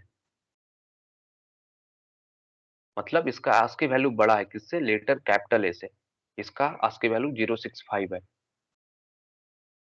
तो पहले कैपिटल कैरेक्टर सारे आते हैं, capital A, capital B, capital C, capital D, इस तरह से जेड तक। उसके बाद फिर स्टार्ट होते हैं स्मॉल कैरेक्टर्स। इसलिए स्मॉल कैरेक्टर्स जो है वो बड़े हैं। मुंबई स्मॉल कैरेक्टर्स में अगर लिखा हुआ है तो वो बड़ा होगा किससे? मुंबई ही, अगर वो कैपिटल कैरेक्टर में लिखा हुआ है तो।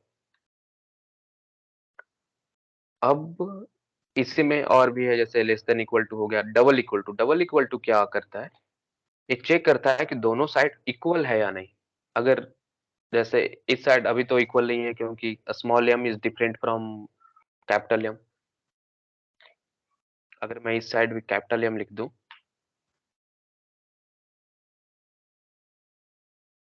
Mumbai double equal to Mumbai, तो क्या हो जाएगा, ये ट्रू हो जाएगा। अगर आप नॉट इक्वल टू की बात करो तो मुंबई क्या नॉट इक्वल टू है? नॉट इक्वल टू ऑपरेटर है, एक्सक्लेमेशन साइन आप दोगे और उसके बाद फिर आप इक्वल टू दोगे। क्या ये नॉट इक्वल टू है? नहीं है, क्योंकि ये तो इक्वल है, तो ये फॉल्स रिजल्ट देगा। ओके, तो ये सारी चीजें थी रिलेशनल ऑपरेटर में। सेम वो नंबर के साथ वो काम करेगा, जैसे नंबर के वैल्यू होते हैं उसमें तो और भी ज्यादा इजी है वो समझना। स्ट्रिंग के साथ बस आपको ये ध्यान में रखना है कि उसका अल्फाबेटिकल ऑर्डर क्या है। स्मॉल कैरेक्टर्स बड़े होते हैं, अपर केस कैरेक्टर्स जो होते हैं वो छोटे होते हैं। आपको इस तरह के क्वेश्चंस अगर आप इन फ्यूचर अगर आप जब प्लेसमेंट टेस्ट के लिए बैठोगे तो वहां पे आपको कुछ कुछ क्वेश्चंस आपको आउटपुट के टर्म्स में या फिर एमसीक्यू में जो आते हैं वहां पे आपको इस तरह के क्वेश्चंस आपसे पूछ सकते हैं कि दो स्ट्रिंग को कंपेयर करा करके कि वैल्यू क्या होगा, ट्रू होगा, फॉल्स होगा, इस तरह से। अब आते हैं लॉजिकल के ऊपर। लॉजिकल ऑपरेटर क्या होता है? ये एंड और में चलता है। जैसे इसके पहले जो भी हमने रिलेशनल ऑपरेटर देखा, सपोज मुझे कुछ इस तरह के चाहिए। मैं पहले यहाँ पे हेडिंग ले लेता हूँ, लॉजिकल एंड और। मुझे रिक्वायरमेंट है ऐसे नंबर के, मुझे चेक करने हैं ऐसे नंबर के लिए number greater than 20 and less than 100। मैं कैसे करूंगा? सपोज कि मैं इसको एक एज ए प्रोग्राम ही बना लेता हूँ कि take input from user and check number is greater than 20 and less than 100।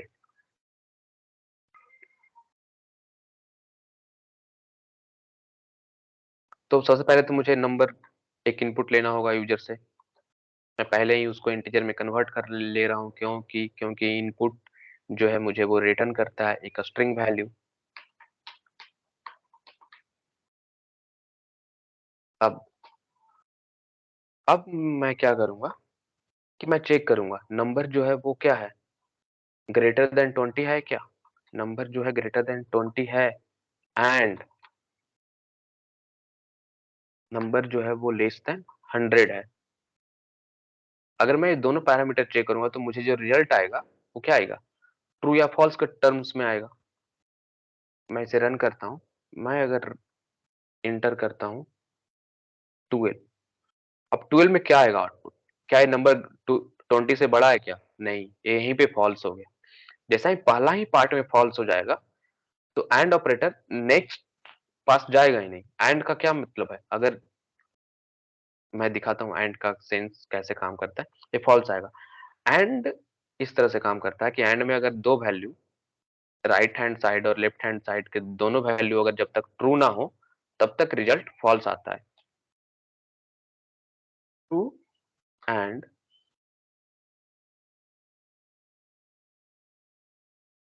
True and true, answer आएगा ट्रू।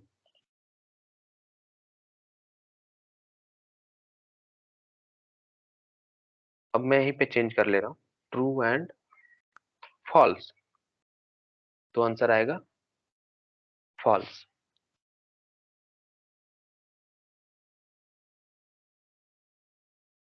फॉल्स एंड फॉल्स, तो आंसर आएगा फॉल्स, ऑब्वियस सी बात। तो एंड ऑपरेटर ऐसे काम करता है, जैसे ही उसे पहला एलिमेंट ही अगर फॉल्स मिल गया तो वो नेक्स्ट एलिमेंट को चेक करने के लिए जाएगा ही नहीं। क्योंकि वो वेस्ट ऑफ टाइम है। आप सोचो एक तरह से, जब मुझे ऑलरेडी पता है कि पहला एलिमेंट अगर फॉल्स है तो मेरा ओवरऑल रिजल्ट फॉल्स ही होना है, तो मैं क्यों दूसरे नंबर को देखूं, दूसरे पार्ट को देखूं, एंड के सेकेंड पार्ट को मैं क्यों देखूं, राइट।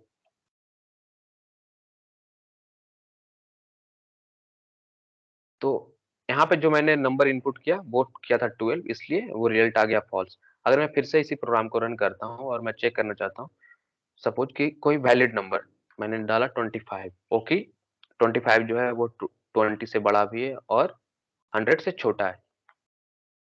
जब मैं इसको रन करूंगा तो सॉरी, यहाँ पे मुझे एंटर करना था क्योंकि वो ऑलरेडी रन हो रहा है इसे, तो ये मुझे रिटर्न करेगा वैल्यू ट्रू। आपको दिख रहा है? तो ए हुआ लॉजिकल एंड के बारे में। बट और के बारे में क्या होता है, और में जैसा ही मुझे अगर पहला वैल्यू ट्रू मिल गया, दोनों में से कोई एक भी ट्रू है तो वो आंसर आएगा ट्रू। अगर मुझे पहला ही वैल्यू ट्रू मिल गया,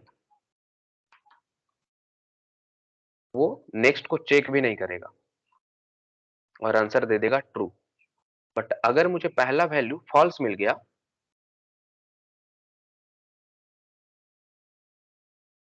तब वो चांस है कि वो अगले एलिमेंट को भी देखेगा। अगर पहला मैंने फॉल्स दिया है तो वो अगले को देखेगा और अगले को देख कि वो ट्रू है या फॉल्स है, तो ये हो जाएगा ट्रू। बट अगर दोनों मैंने फॉल्स दे दिया, फॉल्स और फॉल्स, तो रिजल्ट आएगा फॉल्स। ओके, मैं चला कर भी देख लेता हूँ। ट्रू और फॉल्स, ट्रू, फॉल्स और फॉल्स, फॉल्स। अब जैसा कि कुछ देर पहले भी मैंने आपको बताया था कि पाइथन के अंदर कोई भी नंबर्स अदर देन जीरो वो एज ट्रू ट्रीट किया जाता है। तो सपोज अगर मैं कहता हूँ 12 एंड 13, आएगा रिजल्ट, इसका रिजल्ट आएगा 13। ये इसलिए हो रहा है, जब आप किसी दो इंटीग्रल वैल्यू के साथ जब आप एंड ऑपरेशन यूज कर रहे हो तो हमेशा जो बड़ा होगा ना, जो ग्रेटर वैल्यू होगा वो आउटपुट में आएगा। क्या ऐसा है? नहीं, ऐसा नहीं है। ये इसलिए हुआ क्योंकि जब एंड कैसे काम करता है, एंड को इससे मतलब नहीं है कि ट्रू है पहला या नहीं है। एंड को अगर पहला ट्रू मिल गया तो वो सेकंड वाले एलिमेंट को भी वो देखने की कोशिश करेगा। सपोज मैं यहाँ पे 11 लिख देता हूँ और यहाँ पे 9 रिजल्ट आएगा क्या? अब देखो 9 क्यों? क्योंकि फर्स्ट एलिमेंट को उसने चेक किया, ये तो जीरो नहीं है, जीरो नहीं है का मतलब है कि ये ट्रू लेगा। अब वो सेकंड एलिमेंट को चेक करने के लिए जाएगा। अब सेकंड एलिमेंट का वैल्यू जो भी रहेगा वही तो वो रिटर्न कर देगा ना। एंड क्या, एंड डिपेंड नहीं करता, वो सेकंड वैल्यू को देखता है। फर्स्ट वैल्यू अगर फॉल्स हो गया तो वहीं पर से वो false, अगर फर्स्ट वैल्यू फॉल्स नहीं है तब वो सेकंड वैल्यू रिटर्न करेगा। अगर मैं यहीं पे अगर जीरो दे 11 की जगह जीरो लिखता हूँ, तब वो क्या करेगा? जीरो रिटर्न करेगा। क्यों? क्योंकि उसने फर्स्ट वैल्यू को देखा, वो जीरो है, जीरो है मतलब जीरो है मतलब फॉल्स है, फॉल्स है तो वो वहीं से रिटर्न कर दिया सेम वैल्यू। जैसा ही मैं यहाँ पे जीरो की जगह पे कुछ और नंबर दे देता हूँ, -1 दे देता हूँ, तो अब वो क्या करेगा? फर्स्ट वैल्यू नहीं बल्कि सेकंड वैल्यू को भी चेक करेगा। सेकंड वैल्यू को चेक करने का मतलब है कि वो 9 को चेक करेगा। अब 9 अगर 9 अगर मतलब 9 वाले प्लेस में, ए वाले प्लेस में अगर कोई ट्रू वैल्यू रहेगा, मैंने बताया था आपको कि कोई भी वैल्यू इंटीजर्स का ट्रू होता है अदर देन जीरो। तो 9 ट्रू है तो उसने 9 को रिटर्न कर दिया। सेम अगर आप और वाले केस में देखोगे, और वाले में देखोगे तो किसी दो नंबर्स के साथ आप जब आप और करोगे कि सपोज 12 और 13, तो हमेशा क्या करेगा? ये पहला वाला नंबर को ही रिटर्न कर देगा। क्यों? क्योंकि जैसे ही ये वाला नंबर ट्रू हो गया तो वो उसी को तो रिटर्न कर देगा, राइट? वो सेकंड नंबर को तो देखने नहीं जाएगा। यहीं पे अगर मैं 12 की जगह जीरो लिखता हूँ तब वो 13 मुझे देगा। तो ये थोड़ा सा डिफरेंसेस हैं एंड और के बीच में, जो आपको ध्यान में रखने हैं बस। सेम दोनों में मैं अगर जीरो देता हूँ पहला एलिमेंट ना, तो एंड जो है पहले ही 0 रिटर्न कर देता है, बट और जो है वो 13 रिटर्न करता है। बट अगर पहला एलिमेंट 0 नहीं है, कुछ और है, तो एंड जो है वो हमेशा सेकंड एलिमेंट रिटर्न करता है, बजाय कि और अगर पहला एलिमेंट उसका 0 नहीं है, तो वो उसी एलिमेंट को रिटर्न कर देगा। अब देखो, तो ए था अभी तक जो हमने किया वो था रिलेशनल ऑपरेटर। ऊपर देखा कैसे कोई चीज स्ट्रिंग और नंबर्स या फ्लोट को कैसे बड़ा छोटा नॉट इक्वल टू ए काम करता है। दूसरा हमने देखा एंड वाला चीज, लॉजिकल ऑपरेटर्स एंड और एंड कैसे काम करता है। तो नॉर्मल जो मैथमेटिक्स या फिर और भी जगहों पे एंड जिस तरह से बिहेव करता है उसका एक उसको बोलते हैं ट्रूथ टेबल, कि एंड को अगर ए वाला इस तरह का जो स्ट्रक्चर होता है ना, आपको एक टेबल के फॉर्म में मिलेगा, और ट्रू वैल्यू और true, true true then true, false and true. तो ट्रू, ये तो और का ट्रूथ टेबल है, तो ट्रू और ट्रू, ट्रू फॉल्स और ट्रू, ट्रू फॉल्स और फॉल्स फॉल्स। तो हमने false, true and false, false and true, ये सब सब देखा, लॉजिकली देखा, एंड और आर और के साथ कंबाइन करके। अब आगे के चीजें हैं जो कि अब और भी ऑपरेटर्स में भी कुछ और चीजें बची हुई है, बट ऑलरेडी एक 4 बज चुका है। अगर आप लोगों के पास टाइम है तो मैं और आगे एक्सटेंड कर सकता हूँ, बट क्योंकि क्लास का टाइमिंग जो था वो 2:30 टू 4 था, इसलिए मैं आप लोगों से पूछना चाहूंगा क्या मैं और आगे कंटिन्यू करूं या फिर अ, अभी के लिए बस इतना ही ठीक है।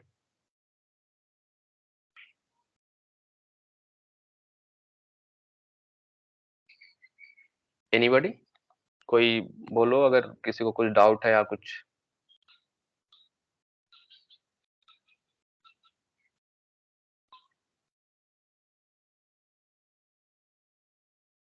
रोहित,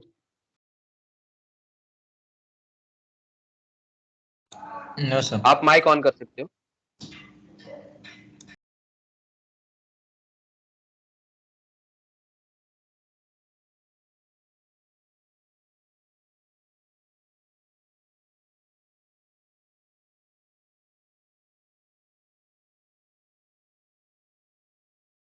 शुभम, आपको कोई डाउट है अभी तक?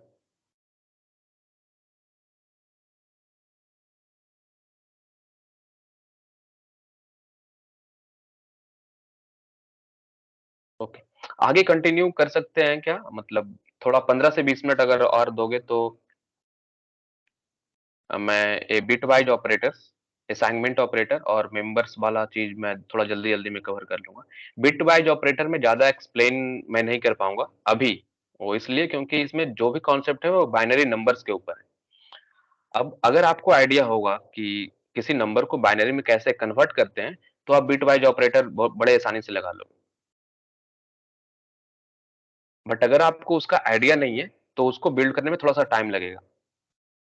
अ, तो या तो मैं इसको किसी दूसरे सेशन में कवर करूं, या फिर अगर मैं करूंगा, क्योंकि अभी 15 मिनट में तो वो पूरा नहीं हुआ, क्योंकि आपको बताना होगा कि कैसे किसी नंबर्स को बाइनरी फॉर्म में रिप्रेजेंट करते हैं, और फिर उसके ऊपर वो एंड और का ऑपरेशन लगेगा। सॉफ्टवेयर डोमेन फील्ड में उतना यूज नहीं होता है, इन सेंस कि आपको कहीं पे कुछ बनाने की जरूरत के टाइम पे आपको बिटवाइज का जरूरत पड़ेगा। बट जब भी आप इंटरव्यू के लिए क्वेश्चंस बनाने जाओगे ना, तो वहां पे आपको इसका यूज आएगा, मोस्टली आपको एक्स और का यूज आएगा। ओके, नेक्स्ट क्लास, ठीक है। तो अभी मैं क्लास बंद कर दूं या फिर कुछ जो बचा हुआ है, ये सब इजी टॉपिक्स है, जैसे असाइनमेंट ऑपरेटर, मेंबरशिप, इन और नोट इन, ये सब थोड़े इजी हैं, ये 5 से 10 मिनट में हो जाएंगे। तो क्या मैं उसको कंटिन्यू करूं या नेक्स्ट क्लास? सभी बोलो, माइक ऑन करके बोल सकते हो आप लोग।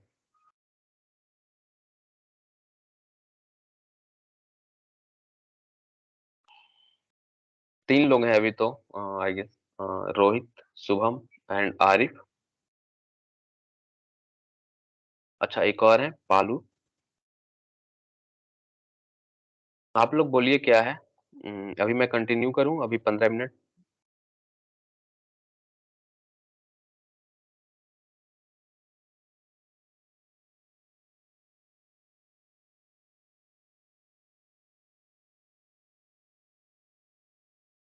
ओके, रोहित बोल रहे हैं नेक्स्ट क्लास, एमडी आरिफ ने भी बोला नेक्स्ट क्लास। ओके, ठीक है। ठीक है, तो आज का क्लास यहीं तक है। आज के क्लास के लिए कुछ सजेशन या कुछ आपको कैसा लगा क्लास, इसके बारे में कुछ आप बता दो, तो ताकि वो नेक्स्ट क्लास एक स्लो लगा, क्या लगा? क्योंकि मुझे तो लगा थोड़ा मैं स्लो चल रहा हूँ, इन सेंस कि मुझे कुछ-कुछ चीज़ें कवर करने थे, जो मुझे लगता है कि उतने टाइम में हो जाने चाहिए थे, क्योंकि आज 3 घंटे का टोटल सेशन हुआ है। फर्स्ट सेशन भी 1 एंड हाफ का हुआ, सेकंड भी 1 एंड हाफ ऑलमोस्ट हो गया। बट फिर भी अभी बहुत सारी चीज़ें हैं जो कि बची हुई है as per target. Okay, the pace felt right as per Shubham. Okay, ठीक है शुभम। रोहित और आरिफ, आप बताइए आपको कैसा लगा? आपको क्या समझ में आया चीज़ें, नहीं आया, इसके बारे में आप बोल सकते हैं। मैं कुछ और एग्ज़ाम्पल लेकर के समझा सकता हूँ क्या, या कुछ इस तरह का? मुझे थोड़ा फीडबैक चाहिए।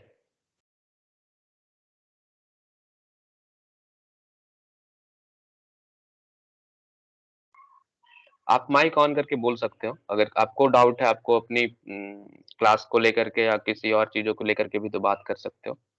अगर कुछ डाउट नहीं है तो फिर ठीक है, class is over now.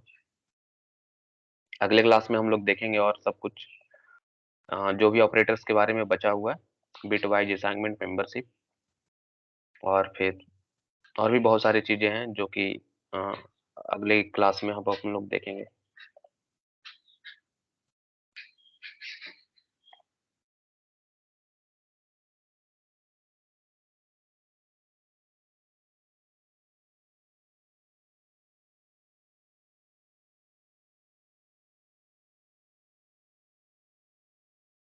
Okay, ठीक है।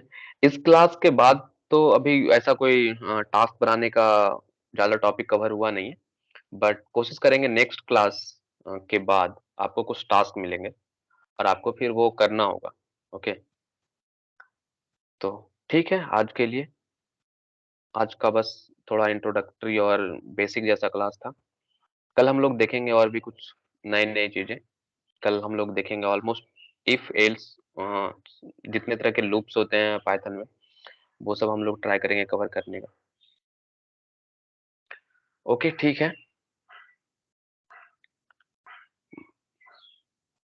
Okay sir, thank you sir.